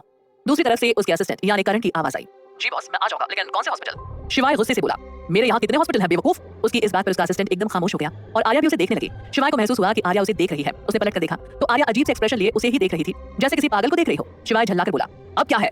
बदले में आर्या ने अपने कंधे उचका दिए। शिवाय को फोन से अपने असिस्टेंट की आवाज आई, बॉस अभी हम मुंबई में हैं और यहाँ आपके बहुत सारे हॉस्पिटल्स हैं, क्या आप नाम बता सकते हैं? शिवाय को अब जाकर अपनी गलती का एहसास हुआ। उसने एक नजर आर्या को देखा जो अपना मुंह छुपाए हंस रही थी। शिवाय उसे घूरते हुए बोला, हेल्थ केयर हॉस्पिटल। आर्या बिना कुछ कहे उठकर अंदर चली गई। शिवाय जाती हुई आर्या की पीठ को देख रहा था, जिससे उसकी हाथ की मुट्ठी कस गई। वो खुद से बोला, इस लड़की को हो क्या गया है? इसे कैसे पता चला कि मैंने कार्ड बनवाया है? अब ये पहले से थोड़ी अलग हो गई है, शायद ज्यादा चालाक। अब तो मुझे इससे कुछ अलग ही वाइब्स आ रही हैं। शिवाय संभल कर, तुझे अब और भी चौकन्ना रहना होगा। ये बोल शिवाय उठा और वहां से चला गया। थोड़ी ही देर में आर्या फ्रेश होकर बाहर आ गई। अब उसे अपने ससुराल जाना था, तो उसने येलो कलर की प्रिंटेड साड़ी के साथ व्हाइट फुल स्लीव्स ब्लाउज पहना था। खुले बालों में आर्या बेहद खूबसूरत लग रही थी। वो आते ही अपने आप को ठीक करने लगी, तभी किसी ने उसे पीछे से हक कर लिया। आर्या पहले तो फ्रीज हो गई, लेकिन फिर उसे एक जानी पहचानी खुशबू आई, जिससे उसके होठों पर एक प्यारी सी मुस्कान आ गई। वो बोली, सुबह सुबह इतना प्यार? पीछे से वाही अपना सिर उसके कंधे पर टिकाते हुए बोली, मैंने तुझे बहुत मिस किया यार, मुझे ही पता है मैं कैसे तेरे बिना इतने दिनों तक रही। उसकी बात सुनकर आर्या की आंखें नम हो गई। उसने कितना मिस किया था इस लड़की को, खास करके जब उसे दीव मारती थी। फ्लैशबैक, वाही उसके लिए किसी से भी लड़ जाती थी। जब वो दोनों 10th क्लास में थी, तब आर्या से एक लड़का जानबूझकर टकरा गया था और फिर आर्या से ही लड़ने लगा था। उसने पूरी क्लास के सामने उसे धक्का देकर जमीन पर गिरा दिया था। तब आर्या को समझने में थोड़ा समय लग गया था, जिससे वो उस लड़के को जवाब नहीं दे पाई थी। जब तक उसे समझ आया तब तक पूरी क्लास उस पर हंस रही थी। इतने में उसके किसी क्लासमेट ने वाही को इस बात की खबर दे दी थी। वाही को हॉकी खेलना बहुत पसंद था, इसलिए वो ज्यादा टाइम हॉकी प्रैक्टिस करते हुए ही नजर आती थी। वाही गुस्से से अपनी हॉकी स्टिक के साथ क्लास में एंटर हुई। उसने आर्या की तरफ जाते वक्त उस लड़के को जोर से धक्का मारा और खुद आर्या को उठाते हुए बोली, तुमसे कितनी बार कहा है कि इन सभी से लड़ाई किया करो, ना कि ऐसे बैठकर रोया करो। वाही कराटे और मार्शल आर्ट्स की भी बेस्ट स्टूडेंट थी। उससे लड़ाई में जीत पाना लगभग नामुमकिन था। वाही पूरी क्लास की तरफ देखते हुए बोली, अगली बार आर्या को किसी ने छुआ भी ना तो समझ लेना कि वो दिन उसका इस स्कूल का आखिरी दिन होगा। ये सुन पूरी क्लास एकदम से शांत हो गई। फिर वाही उस लड़के की तरफ देखते हुए बोली, ये जो तुमने किया है ना, उसकी सजा के लिए तैयार रहना। वाही उस लड़के को धमकाकर आर्या को लिए वहां से चली गई। उसके बाद वाही ने उस लड़के को तब तक परेशान किया जब तक वो स्कूल छोड़कर चला नहीं गया। Flashback and. आर्या ये सब याद कर ही रही थी कि वाही बोली, आरू तुझे शिवू के साथ अच्छे से बिहेव करना चाहिए। उसके बाप के किए की सजा तुझे उस मासूम को नहीं देनी चाहिए। माना कि डॉक्टर माहेश्वरी ने जो किया वो गलत था, लेकिन उसके लिए तो उन्हें सजा देना। उनके बच्चे को क्यों टारगेट कर रही है? आर्या वाही की ये बात सुनकर हैरान रह गई थी। वाही ने आर्या से ऐसा क्यों कहा? क्या शिवाय को पता चल पाएगा कि आर्या और शिवांश उसके सामने नाटक कर रहे हैं? जानने के लिए सुनते रहिए पॉकेट एफएम।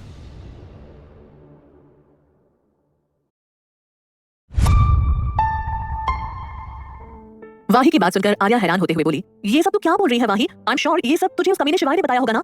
वाही धीरे से बोली, उसने बताया नहीं, मैंने सुन लिया। आर्या बेबसी से बोली, तुझे भी मुझ पर भरोसा नहीं है ना? मैंने ये सब नहीं किया। आखिर मैं इतनी भी गिरी हुई नहीं हूँ कि शिवाय से बदला लेने के लिए उसके बेटे को टारगेट करूं। मुझे तुझसे ये उम्मीद नहीं थी वाही। तू तो मुझे सबसे अच्छे से जानती है फिर भी, और जब तू मुझे जानते हुए ये सब सोच सकती है तो मैं उस शिवाय से क्या ही उम्मीद करूं? आर्या ने वाही के हाथों से खुद को छुड़ाया और उससे कुछ दूरी पर जाकर खड़ी हो गई। उसे बुरा लग रहा था कि उसकी दोस्त भी उसे गलत समझ रही है। उसे लगता है कि उसने शिवू को किडनैप किया था, भला वो ऐसी हरकत क्यों करेगी? लेकिन तभी वाही खुशी से चहकते हुए उसके सामने आकर बोली, अरे पगली, मुझे पता था कि तू कभी भी ऐसी हरकत नहीं करेगी, भले ही सामने तेरा सबसे बड़ा गुनहगार ही क्यों न हो। वाही का मुस्कुराता चेहरा देखकर आर्या अपना गुस्सा भूल गई और उसे झट से गले लगाकर बोली, सॉरी, मुझे तुमसे झगड़ा नहीं करना चाहिए था, वो भी उस बेवकूफ के लिए। वाही उसे खुद से दूर कर उसे ऊपर से नीचे तक घूरते हुए बोली, तू सॉरी बोल रही है? सीरियसली? अब तो तुझे माफ करना ही पड़ेगा, लेकिन एक शर्त पर। बोल, मंजूर है? आर्या तुरंत उसके हाथ की उंगली को अपनी उंगली में लेते हुए बोली, मंजूर है। वाही हैरानी से बोली, तू मान गई इतनी जल्दी? आर्या उसके गाल खींचते हुए बोली, अब गलती मेरी थी तो मुझे कोई भी सजा मंजूर है। वाही खुशी से उसे साइड हक करते हुए बोली, भूलना मत, दोबारा मिलकर बताऊंगी। चल अभी मैं चलती हूँ, कल से तेरे पति के चक्कर में यही पड़ी हूँ। घर से 20 बार कॉल आ गया है, तू जानती तो है सब। आर्या उसे छोड़ते हुए बोली, हाँ ठीक है, तू जा। वाही ने अपना सारा सामान बटोरा और दरवाजे की तरफ बढ़ गई, लेकिन अगले ही पल झट से दौड़कर वापस आई और जोर से आर्या को हक करते हुए उसके गाल पर किस करके बोली, आई लव यू मेरी जान, वापस मेरी जान बनने के लिए। उसकी ऐसी हरकत पर आर्या खुशी से कुछ जवाब दे पाती उससे पहले ही किसी की गुस्से भरी आवाज कमरे में सुनाई दी, जिससे वाही का मुंह खुला का खुला रह गया। शिवांश गुस्से से बेड पर अपने हाथ कमर पर रखे वाही को ही घूर रहा था। वो गुस्से से बोला, डोंट यू डेयर मासी, आप मेरी मम्मा को किस कैसे कर सकती हैं? दूर हटिए उनसे, मैंने कहा था ना आपसे। वाही तुरंत अपने हाथ ऊपर कर पीछे हटते हुए बोली, सॉरी चैंप, पर मुझे किस तो करना ही होता है। अब तुम इसे मेरी बीमारी समझो या फिर आदत। शिवांश बोला, जो भी हो, आप मम्मा को किस नहीं कर सकती बस। तभी वाही को जैसे कुछ आइडिया आया और वो एक्टिंग करते हुए बोली, आइडिया? अगर तुम चाहते हो कि मैं तुम्हारी मम्मा को किस ना करूं तो? शिवांश अपनी आईब्रो उठाते हुए बोला, तो? वाही अपने हाथ पीछे कर उसकी तरफ बढ़ते हुए बोली, तो ये कि अब से मासी शिवू को किस करेगी, क्योंकि शिवू को तो पसंद ही नहीं है ना कि मैं उनकी मम्मा को किस करूं। कहते हुए वाही ने उसके गोल गोल गुस्से से फूले गालों को किस कर लिया। ये देख शिवांश की आंखें बड़ी हो गई। वो वाही से बोला, लेकिन? वाही वहां से जाते हुए बोली, कुछ भी कहने से पहले सोच लेना, मैं तुम्हारी मम्मा को भी किस कर सकती हूँ। फिर वो आगे बढ़ दरवाजा खोलकर रुकी और पीछे मुड़ते हुए बेड पर परेशान खड़े शिवांश को देखकर बोली, क्या तुम इसलिए परेशान हो कि तुम्हारी गर्लफ्रेंड को पता चल जाएगा कि मैंने तुम्हें किस किया है? उसके बाद आर्या और शिवांश दोनों एक साथ बोले, क्या? शिवांश एक बड़े खानदान का बच्चा था तो उसे बचपन से ही बहुत कुछ सिखाया गया था। उसकी उम्र के बाकी बच्चों से ज्यादा शिवांश को काफी कुछ पता था। उसे गर्लफ्रेंड के बारे में ज्यादा तो नहीं, पर इतना पता था कि गर्लफ्रेंड एक ऐसी दोस्त होती है जिसे हम अपनी माँ जितना प्यार करते हैं। और शिवांश तो अपनी माँ से प्यार पाने के लिए न जाने कितना कुछ किया करता था। उसने पहले ही सोच लिया था कि एक बार उसे उसकी माँ का प्यार मिल जाए, उसके बाद वो इतना सब कुछ कभी भी किसी के लिए बिल्कुल भी नहीं करेगा। उसकी जिंदगी में फिलहाल उसकी माँ के अलावा कोई इतना इंपॉर्टेंट नहीं था। तभी माही मुस्कुराते हुए बोली, देखो जरा इसका चेहरा कितना परेशान लग रहा है। इसका मतलब तो यही हो सकता है ना कि मिस्टर शिवांश माहेश्वरी अपनी गर्लफ्रेंड से डर रहे हैं। उसने मजाकिया अंदाज में कहा। ये सुन शिवांश और आर्या दोनों एक दूसरे को देखने लगे। शिवू आर्या की आंखों में अपने लिए सवाल देखकर जल्दी से बोला, नो नो मम्मा ऐसा कुछ नहीं है, मासी तो बस ऐसे ही बोल रही है ना मासी? उसने दरवाजे की तरफ देखा जहाँ वाही नहीं थी। शिवांश समझ गया कि वाही उससे बदला लेकर भाग गई है। उसने मायूस चेहरा बनाकर आर्या को देखा और अपनी प्यारी आवाज में बोला, मम्मा ऐसा कुछ नहीं है। आर्या ने शिवांश के परेशान चेहरे को देखा तो उसकी हंसी छूट गई। वो हंसते हुए शिवांश के पास आई और उसका चेहरा अपने हाथों में लेते हुए बोली, तुम इतना परेशान क्यों हो रहे हो? अगर तुम्हारी गर्लफ्रेंड है तो भी मुझे कोई प्रॉब्लम नहीं है। शिवांश बोला, लेकिन मुझे है, मुझे आपके सिवा कोई और नहीं चाहिए। ऐसा क्या? कमरे में किसी तीसरे की आवाज आई। दोनों ने मुड़कर देखा तो शिवाय दरवाजे से टेक लगाकर खड़ा शिवांश को ही घूर रहा था। शिवाय को अपने असिस्टेंट का कॉल आ गया था जिससे बात करने के लिए वो बाहर चला गया था। और जैसे ही उसका फोन कट हुआ उसे अपने बेटे की आवाज सुनाई दी जो अपनी मम्मा से मिलने के बाद अपने पापा को बिल्कुल भूल ही गया था। शिवांश एक बार फिर अपनी पुरानी वाली सिचुएशन में फंस गया था। वो तो अपनी मम्मा को इंप्रेस करना चाह रहा था। उसे क्या पता था कि शिवाय उसकी बात सुन लेगा, इसलिए वो रोनी सूरत बनाकर शिवाय को देखने लगा। शिवांश आंखों के इशारों से शिवाय से बोला, पापा प्लीज, कितनी मुश्किल से तो मम्मा शिवू के पास आई है और आप उन्हें शिवू से दूर करने आ गए। शिवाय भी उसे आंखों ही आंखों में बोला, अच्छा बेटा मम्मा आ गई तो पापा को भूल जाएगा क्या? शिवांश अपने दोनों आईब्रोज को आपस में जोड़ते हुए बोला, यार पापा आप तो जानते ही हो ना, फिर भी ऐसे बच्चों जैसे रिएक्ट क्यों कर रहे हो? यू नो ना how much I love you. उसकी इस बात को समझते ही शिवाय ना चाहते हुए भी मुस्कुराने लगा। वहीं आर्या तो इन दोनों बाप बेटे की आंखों ही आंखों में हो रही बात को समझने की कोशिश कर रही थी। तभी जब उसकी नजर शिवाय के मुस्कुराते चेहरे पर गई, वो हैरानी से अपने मन में बोली, ये साइको हंसता भी है। अपनी पूरी 8 साल की बीती जिंदगी में उसने कभी भी इस इंसान के होठों पर मुस्कान का एक कतरा तक नहीं देखा था, ना ही मन से और ना ही बेमन से। आर्या हैरानी से बाहर आई और शिवांश को अपनी गोद में लेते हुए बोली, चलो अब घर चलते हैं। मैंने तो घर में किसी को बताया भी नहीं है कि तुम मिल गए हो। इससे पहले कि वो दोनों माँ बेटे हॉस्पिटल वार्ड से बाहर जाते, शिवाय उन्हें रोकते हुए बोला, आर्या मुझे अभी तुमसे कुछ बात करनी है। शिवू बेटा आप थोड़ी देर करण के साथ चले जाओ, वो आपको नाश्ता करा देंगे। शिवांश अभी जाना तो नहीं चाहता था लेकिन उसके पापा ने अभी उसका साथ दिया था तो अब उसकी बारी थी। शिवांश आर्या की तरफ मुड़कर अपने हाथों में उसका चेहरा लेते हुए बोला, शिवू अभी आ जाएगा मम्मा, आप पापा से घबराना मत, अगर उन्होंने आपको डांटा तो आप मुझे बता देना। कहते हुए उसने एक नजर शिवाय को देखा जो आंखें छोटी कर उसे ही देख रहा था। शिवांश ने एक वार्निंग वाला लुक शिवाय को दिया जैसे कह रहा हो, मेरी मम्मी को परेशान मत करना और डांटना तो बिल्कुल भी मत, वरना आपको शिवांश माहेश्वरी से डील करनी पड़ेगी। शिवाय मन में बोला, मेरा बेटा और मुझे से म्याऊं, इसे तो सबक सिखाना ही पड़ेगा। देखो तो कैसे चिपका पड़ा है इस नकचड़ी लड़की से, जैसे यही इसकी असली मम्मा हो। तभी शिवाय दरवाजा खुलने की आवाज से होश में आया। दरवाजे पर करण खड़ा था। वो भी आर्या को इस तरह शिवांश के साथ देखकर हैरान था। वो उन्हें देखते हुए ही शिवाय की तरफ बढ़ा। उसने वो कार्ड शिवाय को दिया और बिना कुछ पूछे शिवांश को लेकर वहां से चला गया।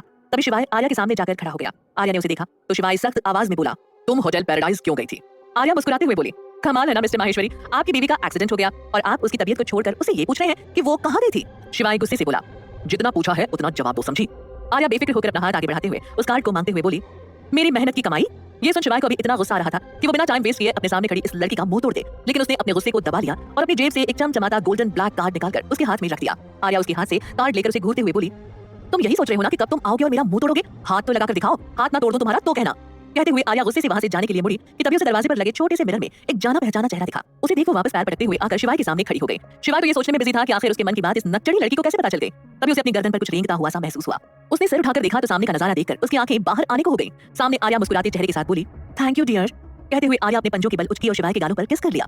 फिर वो उसके गले में अपना हाथ लपेटकर प्यार से मुस्कुराते हुए बोली, मैं वहाँ क्यों गई थी, क्या करने गई थी, ये तो मुझसे बेटर तुम जानते हो। क्यों अभी तक तुम्हें नहीं पता कि होटल पैराडाइज में श्रेय भी रुका हुआ है? शिवाय तो आर्या के ऐसे बिहेवियर से शॉक्ड ही हो गया। ये नकचड़ी लड़की तो उसके आसपास भी ना भटके और अभी वो उससे इतना चिपक रही थी जैसे उससे वो जन्म जन्मांतर से नागिनों वाला प्यार करती हो। शिवाय के चेहरे पर तो कोई एक्सप्रेशंस नहीं थे लेकिन उसके अंदर अभी सिर्फ सवाल ही चल रहे थे। उसने आर्या की आंखों में देखा जिनमें एक शैतानी स्माइल थी। शिवाय कुछ समझ पाता उससे पहले वहाँ एक लड़की की गुस्से भरी आवाज गूंजी, शिवाय। शिवाय ने डोर पर खड़ी दीव को देखा जो गुस्से से उसे घूरे जा रही थी। शिवाय ने आर्या को खुद से दूर किया ही था कि दीव गुस्से से आर्या की तरफ बढ़ी और उसे अपनी तरफ पलटकर एक जोरदार तमाचा जड़ दिया। लेकिन इससे पहले कि उसका हाथ आर्या के गालों को छू भी पाता, आर्या ने फुर्ती से उसका हाथ पकड़कर उसे मरोड़ दिया। दीव दर्द और गुस्से से भर गई। वो अपने दांत पीसते हुए बोली, ये सब तूने जानबूझकर किया ना, मेरे शिवाय से दूर रह समझी, वरना तुझे कहीं अपनी जान न गंवानी पड़े। ये बात उसने धीमे से कही थी ताकि शिवाय ना सुन सके। आर्या दीव के हाथ पर अपनी पकड़ कसते हुए बोली, शायद आप भूल रही हैं मिस दीव कि मैं एक आर्मी ऑफिसर हूँ और ये जिस बात के लिए आप मुझे सुना रही है ना, वो मेरा पति है। मैंने जो किया मेरे पति के साथ किया, तुम्हारी तरह किसी दूसरे के पति पर नजर नहीं डालती। तो अगर इनमें किसी को दूर रहना चाहिए तो वो तुम हो। कहते हुए आर्या ने एक झटके से दीव का हाथ छोड़ दिया जिससे दीव खुद को संभाल नहीं पाई और सीधा जमीन पर जा गिरी। आर्या ने अपने बाल स्टाइल से झटके अपनी हील से टक टक करते हुए बाहर चली गई। शिवाय जल्दी से दीव को उठाते हुए बोला, दीव जैसा तुम समझ रही हो वैसा कुछ नहीं है, ये लड़की ये सब उसे जानबूझकर किया। दीव शिवाय के सहारे खड़ी हुई और अपनी आंखों में नकली आंसू लिए शिवाय से बोली, शिवाय जो भी हो लेकिन तुमने भी तो उसे खुद के इतने पास आने दिया ना, वो हर बार ऐसा करेगी और तुम उसे खुद से दूर भी नहीं करोगे। क्या शिवाय दीव की बातों में फिर से आ जाएगा? आर्या अपने दुश्मनों से बदला लेने के लिए आगे क्या करने वाली थी, जानने के लिए सुनते रहिए पॉकेट FM।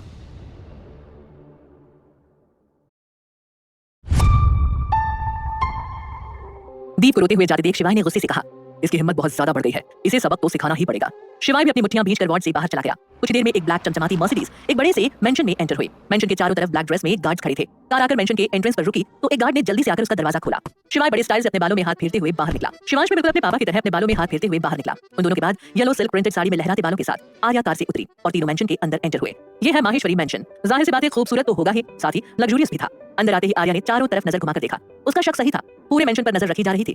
वो अंदर आई ही थी कि उसे किसी के रोने की आवाज आने लगी। आर्या ने सामने देखा तो सामने बड़े से हॉल के बीचों बीच सोफा सेट पर बैठी एक औरत रो रही थी और उनके बगल में एक आदमी बैठा उसे चुप कराने की नाकाम कोशिश कर रहा था। तभी किसी की रौबदार आवाज आई जिसे सुनकर उस औरत का रोना एकदम से बंद हो गया। उन दोनों ने सिर उठाकर ऊपर देखा तो सीढ़ियों पर एक उम्रदराज अंकल हाथ में छड़ी लिए उन्हें ही देख रहे थे। वो नीचे उतरते हुए बोले, बहू तुम तो ऐसे रो रही हो जैसे कोई मर गया हो। तुम इस खानदान की बहू हो, तुम्हें तो सभी को संभालना चाहिए, पर यहाँ तो तुम खुद को ही नहीं संभाल पा रही हो। आर्या इन सभी को जानती थी।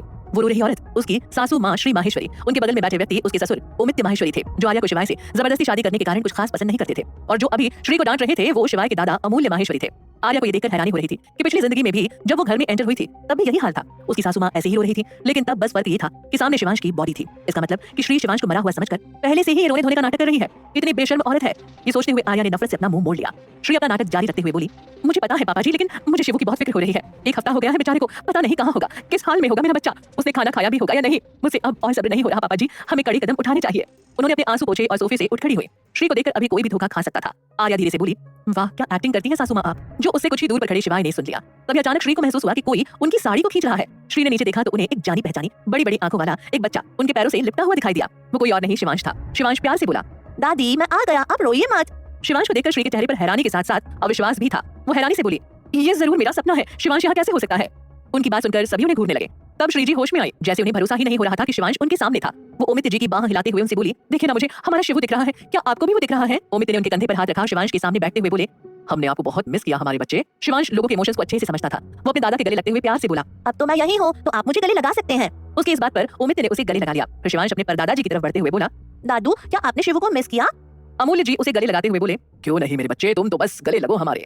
श्री को अब जाकर यकीन हो गया कि वो कोई सपना नहीं देख रही थी, तो उनकी मुट्ठियां कस गई। फिर भी वो अपने होठों पर मुस्कान लाते हुए बोली, शिवू हमें माफ कर दो, आप इतने प्यार से हमारे पास आए और हमने सोचा कि हम सपना देख रहे हैं। शिवांश अमूल्य जी से दूर होकर उनके सामने आकर बोला, इट्स ओके दादी। श्री जी ने उसे गले लगा लिया तो शिवांश अचानक से चीख पड़ा। उसकी बड़ी बड़ी आंखों में मोटे मोटे आंसू आ गए। श्री फिक्र भरी आवाज में उसे टटोलते हुए बोली, क्या हुआ शिवू, तुम चीखे क्यों। तभी शिवांश की एक बार और चीख निकल गई। आर्या जान गई कि श्री जानबूझकर शिवांश को वहां छू रही थी जहां उसे चोट लगी थी। उसने किसी तरह अपने गुस्से को कंट्रोल किया और अपने से कुछ दूर खड़े शिवाय से बोली, कमाल है ना, जिसका बाप इतना निर्दयी इतना कठोर है, उसका बेटा कितना नाजुक सा है। उसकी दादी ने उसे जरा जोर से क्या पकड़ा, वो तो इतनी जोर से चीखने लगा। शिवाय ने उसे गुस्से से देखा और अपने दांत पीसते हुए कहा, तुम्हें तो मैं बाद में देख लूंगा। फिर शिवाय ने आगे बढ़कर श्री की गोद से शिवांश को ले लिया और कहा, शिवू अभी बहुत वीक है इसलिए उसे जोर से पकड़ने पर दर्द होने लगा, और कोई बात नहीं है। कहकर शिवाय आगे बढ़ गया। वो 2-4 सीढ़ी ऊपर ही पहुंचा था कि उसे शिवांश की रुआसी आवाज सुनाई दी, शिवू को मम्मा चाहिए। शिवाय तभी ना चाहते हुए भी पीछे मुड़ा और आर्या को देखा। उसके देखने पर से आर्या समझ गई कि शिवू उसे बुला रहा है, वरना ये आदमी तो कभी भी उसे ऐसे देखे ही ना। लेकिन वो वहां से हिली नहीं। शिवाय ने अपनी आंखें बंद की और एक गहरी सांस लेते हुए अपने गोद में बैठे उस छोटे बच्चे की तरफ देखा। शिवांश हल्के से उसकी गोद में खड़ा होकर आर्या से बोला, मम्मा। उसके इस तरह बोलने पर सभी लोग आर्या की तरफ देखने लगे। वहां सभी को पता था कि आर्या शिवाय और शिवांश दोनों को पसंद नहीं करती है, लेकिन आर्या को आगे बढ़ते देख सभी हैरान थे। ये पहली बार था जब शिवांश के ऐसे बुलाने पर आर्या आई हो। आर्या को देखकर श्री ने अपने चेहरे पर एक फीकी मुस्कान सजा ली। आर्या भी उनकी तरफ देखकर मुस्कुराती, लेकिन जैसे ही आर्या श्री के सामने से गुजरी, श्री ने तुरंत अपना पैर आगे बढ़ा दिया। आर्या अपने मन में बोली, ओह डियर सासू माँ, ये सब पैतरे पुराने हो गए हैं, आज थोड़े नए तरीके मैं आपको सिखा देती हूँ। कहते हुए आर्या ने उनके आगे बढ़े पैर पर अपनी हील्स टिका दी और जानबूझकर श्री के पैरों के पास गिर गई। वो जानती थी कि उसे कोई नहीं उठाएगा, इसलिए वो खुद ही जल्दी से उठ गई और श्री से बोली, सॉरी मम्मी जी, पता नहीं मैं कैसे गिर गई, आपको लगी तो नहीं। उसने श्री का चेहरा देखा जिस पर 12 बजे थे। उनकी आंखों के कोने कुछ गीले थे और होंठ आपस में कसे हुए थे। आर्या को समझते देर नहीं लगी कि अगर वो यहाँ से जल्द नहीं गई तो श्री उसके सामने रोने लग जाएगी। शिवाय गुस्से से बोला, तुम ढंग से नहीं चल सकती क्या, अगर अभी माँ को लग जाती तो। उसके डांटने पर उसकी गोद में दर्द से सिसक रहा शिवू उसका चेहरा अपनी तरफ करते हुए बोला, पापा आप मम्मा से क्यों लड़ रहे हैं, मुझसे बात कीजिए। एक तो मेरी मम्मा गिर गई है, ऊपर से उन्हें उठाने के बजाय आप उन्हें ही डांट रहे हैं। तब तक आर्या भी उन दोनों के सामने पहुंच गई थी। वो शिवू को शिवाय की गोद से लेते हुए बोली, इट्स ओके शिवू, ये तो बस छोटी सी चोट है, इतना तो चलता है, तुम अपना दिखाओ कहाँ लगी है तुम्हें। शिवांश ने अपने हाथ उसके गले में लपेट लिए और उसके कंधे पर अपना सिर रखते हुए कहा, शिवू को भी छोटी सी चोट लगी है मम्मा, वो भी ठीक है। वो दोनों बातें करते हुए आगे बढ़ गए। शिवांश ने जब देखा कि शिवाय वहीं सीढ़ियों पर खड़ा है तो वो बोला, पापा अब प्लीज आप गुस्सा मत होना, अकेला शिवू कितनों को मनाएगा, वैसे भी आज शिवू को बहुत चोट लगी है, आप समझदार हो, समझ सकते हो। आर्या उसकी मदद करते हुए बोली, हाँ यही। शिवांश आर्या की तरफ इशारा करते हुए बोला। उसकी बात पर फिर से शिवाय के गुस्से भरे चेहरे पर मुस्कान आ गई। वो उसकी तरफ बढ़ते हुए बोला, ओके, लेकिन सिर्फ इसलिए क्योंकि शिवू को चोट लगी है। उन तीनों को जाते देख ओमित्य बोले, अब ये कौन सा नया नाटक है, आर्या इतनी आसानी से शिवू के बुलाने पर कैसे चली गई। अमूल्य जी मुस्कुराते हुए बोले, लगता है सब ठीक हो रहा है। उनकी बात सुनकर श्री घबरा गई। वो मन में बोली, अगर इन दोनों के बीच सब ठीक हो जाएगा तो हमारा क्या होगा, मुझे सबसे बात करनी चाहिए, मुझे अपना सपना डूबता हुआ महसूस हो रहा है। कमरे में आकर आर्या ने शिवांश को बेड पर बैठाया और उसकी चोट देखने लगी। आर्या चोट देखकर शॉक्ड हो गई। शिवांश के पीठ पर 2 बड़े-बड़े लाल निशान बने हुए थे, जिन्हें देखकर उसकी आंखें नम हो गईं। वो शिवांश को गले लगाते हुए प्यार से बोली, बेटू तुम तो बहुत स्ट्रांग हो, पर फिर भी तुम्हें तो बहुत पेन हुआ होगा ना। इस पर शिवांश ने मासूमियत से हाँ में सिर हिला दिया तो आर्या ने फिर से उसे गले लगा लिया। शिवांश जल्दी से बोला, मम्मा पापा आ गए। आर्या जल्दी से उससे दूर हुई और उसे डांटते हुए बोली, शिवू, तुम्हें इतनी छोटी सी चोट पर रोना नहीं चाहिए। तुम जानते हो ना, तुम डॉक्टर शिवाय माहेश्वरी के बेटे हो। पता भी है तुम्हें तुम्हारे पापा कितने लोगों को रोज काटते मारते हैं? नहीं ना, मैं बताती हूँ तुम्हें। इससे आगे वो कुछ कह पाती शिवाय ने उसका मुंह बंद कर दिया। वो गुस्से से बोला, तुम मेरे बेटे को मेरे बारे में क्या अनाप शनाप सिखा रही हो? आर्या ने खुद को उसकी पकड़ से छुड़ाया और वो भी उसी तरह बोली, क्या गलत कहा मैंने? बताओ मुझे। तुम रोज न जाने कितने लोगों का ऑपरेशन करते होंगे, जिनमें से कुछ बचते होंगे भगवान की कृपा से और कुछ मरते होंगे तुम्हारी दया से। लास्ट वाली लाइन उसने धीरे से कही, लेकिन शिवाय तो शिवाय है। आर्या ने जो उसे कहा उसने वो सब साफ साफ सुन लिया था। वो उसे उंगली दिखाते हुए बोला, देख लूंगा तुम्हें मैं। आर्या एटीट्यूड से बोली, क्यों? तुम्हारी प्यारी दीव से मन भर गया है क्या, जो मुझे देखना चाहते हो? कहते हुए वो होठों पर बड़ी सी स्माइल लिए अपने आईब्रोज मटकाते हुए शिवाय को चिढ़ाने लगे। शिवाय चिढ़कर बोला, ये सब हरकतें करना बंद करो, समझी? आर्या अपने हाथ बांधकर एक कदम उसकी तरफ बढ़ाते हुए बोली, नहीं तो क्या, मारोगे मुझे? शायद आप भूल रहे हैं मिस्टर माहेश्वरी, मैं अकेली नहीं हूँ, मेरे साथ लिटिल माहेश्वरी भी है, जो शायद तुमसे ज्यादा पावरफुल है। शिवाय का मन तो अभी इस मुंहफट लड़की का मुंह सिलने का कर रहा था, लेकिन कहीं न कहीं वो सच भी कह रही थी। लिटिल माहेश्वरी के आगे बिग माहेश्वरी कुछ नहीं कर सकता था। शिवाय अपना मन महसूस कर लंबे लंबे कदम भरते हुए वॉशरूम में चला गया और जोर से दरवाजा बंद कर दिया। आर्या को उसकी ऐसी बच्चों जैसी हरकत पर हंसी आ गई। उसने किसी तरह खुद को कंट्रोल किया और शिवांश की तरफ मुड़ते हुए उससे बोली, बेटू आपको खुद का ख्याल रखना होगा, मम्मा पापा हर समय तो आपके साथ नहीं रह सकते ना। शिवांश प्यारी सी शक्ल बनाकर बोला, पर क्यों मम्मा, आप हो ना मेरे साथ, और पापा भी। आर्या अपनी कमर पर हाथ रखते हुए अपनी आंखें छोटी कर शिवांश को घूरने लगी। उसके ऐसे देखने से शिवू थोड़ा झेप गया। वो बोला, मम्मा आप ऐसे क्यों देख रही हैं शिवू को? आर्या अपने हाथ बांधते हुए बोली, ओ रियली शिवू, जिस तरह तुम बाहर हॉल में माइंड गेम खेल रहे थे ना, उससे तो कुछ अलग ही लग रहा था। शिवांश अपनी नजर चुराते हुए बोला, क्या मम्मा आप भी ना, मैं तो प्यारा सा छोटा सा नन्हा सा बच्चा हूँ, मैं कैसे ऐसा कर सकता हूँ? आर्या उसके कान पकड़ते हुए बोली, बेटा झूठ तो मुझसे बोलना ही मत। वो क्या है ना, हम तुम्हारी मम्मा हैं। जितना तुम खुद को नहीं जानते हो ना, उतना हम तुमसे बिना मिले ही तुम्हारे बारे में बता सकते हैं। तो ज्यादा चू चपड़ मत करो हमारे सामने, समझे? शिवांश अपना कान छुड़ाने की कोशिश करते हुए बोला, मम्मा शिवू को दर्द हो रहा है, प्लीज कुछ तो रहम करो शिवू पर। आर्या उसका कान छोड़ते हुए बोली, अब आए ना लाइन पर, तो आज से मुझसे झूठ बोलने की तो सोचना भी मत, वरना क्या करेगी आर्या? क्या शिवाय को शिवांश और आर्या की प्लानिंग के बारे में कभी पता चलेगा? और तब वो क्या करेगा? जानने के लिए सुनते रहिए पॉकेट एफएम।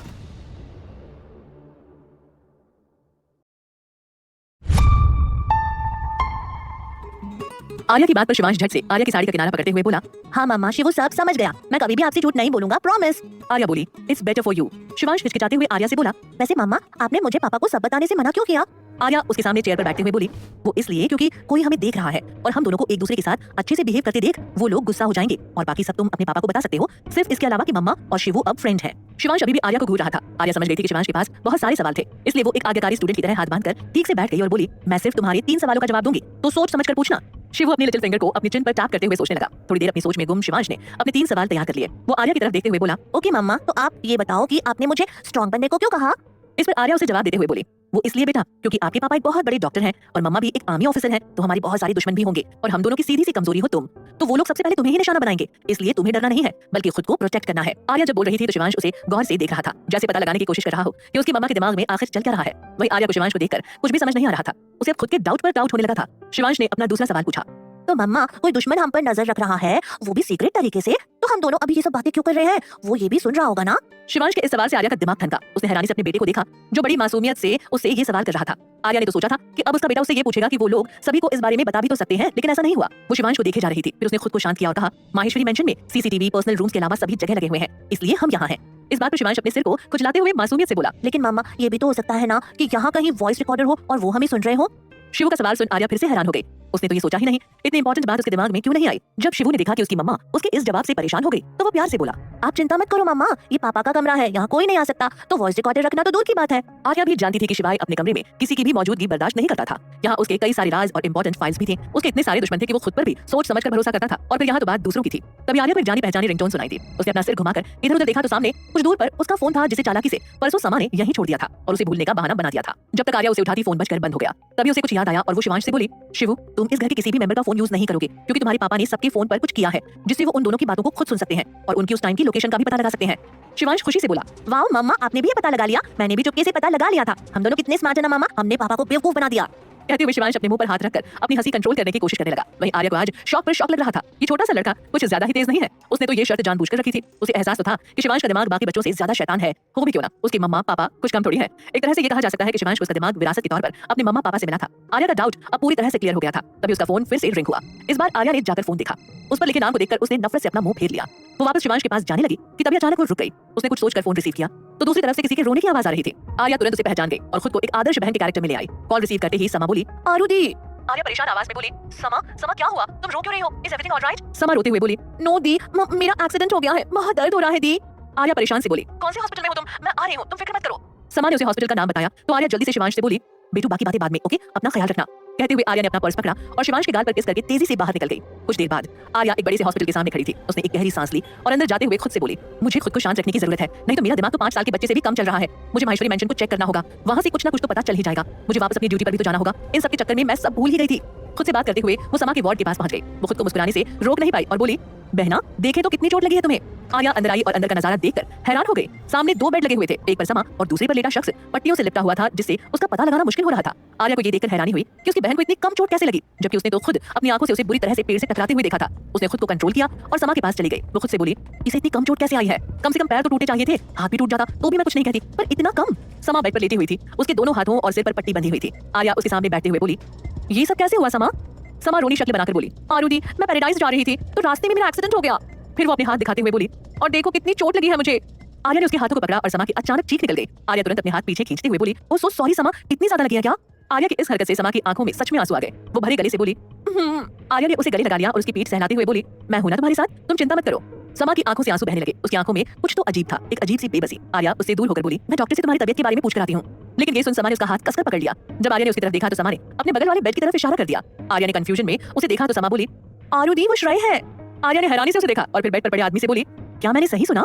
फिर वो उस बेड पर पड़े आदमी को देखते हुए आगे बोली, लेकिन इसकी ये हालत किसने की और क्यों? तुम बताओ, मैं उसे नहीं छोड़ूंगी। समा गुस्से से बोली, और किसने? आपके पति ने। आर्या फिर हैरान होते हुए बोली, क्या? पर क्यों? समा गुस्से से बोली, क्योंकि उसे लगा कि श्रेय ने उसके बेटे को किडनैप किया था। वो तो श्रेय के हाथ पैर काटने वाला था, लेकिन श्रेय ने बाद में उसे प्रूफ दे दिया। तब उसने श्रेय को हॉस्पिटल में एडमिट किया, लेकिन फिर भी जाते समय बोलकर गया है कि अगर उसे पता चला कि श्रेय ने उसे गलत प्रूफ दिए हैं तो वो अगली बार उसे सीधा मार देगा। समा ने आंखों के कोनों से आर्या के चेहरे को देखा, जो गुस्से से लाल हो रखा था। फिर बगल वाले बेड पर पड़े श्रेय को देख समा के होठ पर एक शैतानी मुस्कुराहट आ गई। वो आगे बोली, आरुदी मुझे तो लगता है कि मेरा एक्सीडेंट भी उसने ही करवाया है।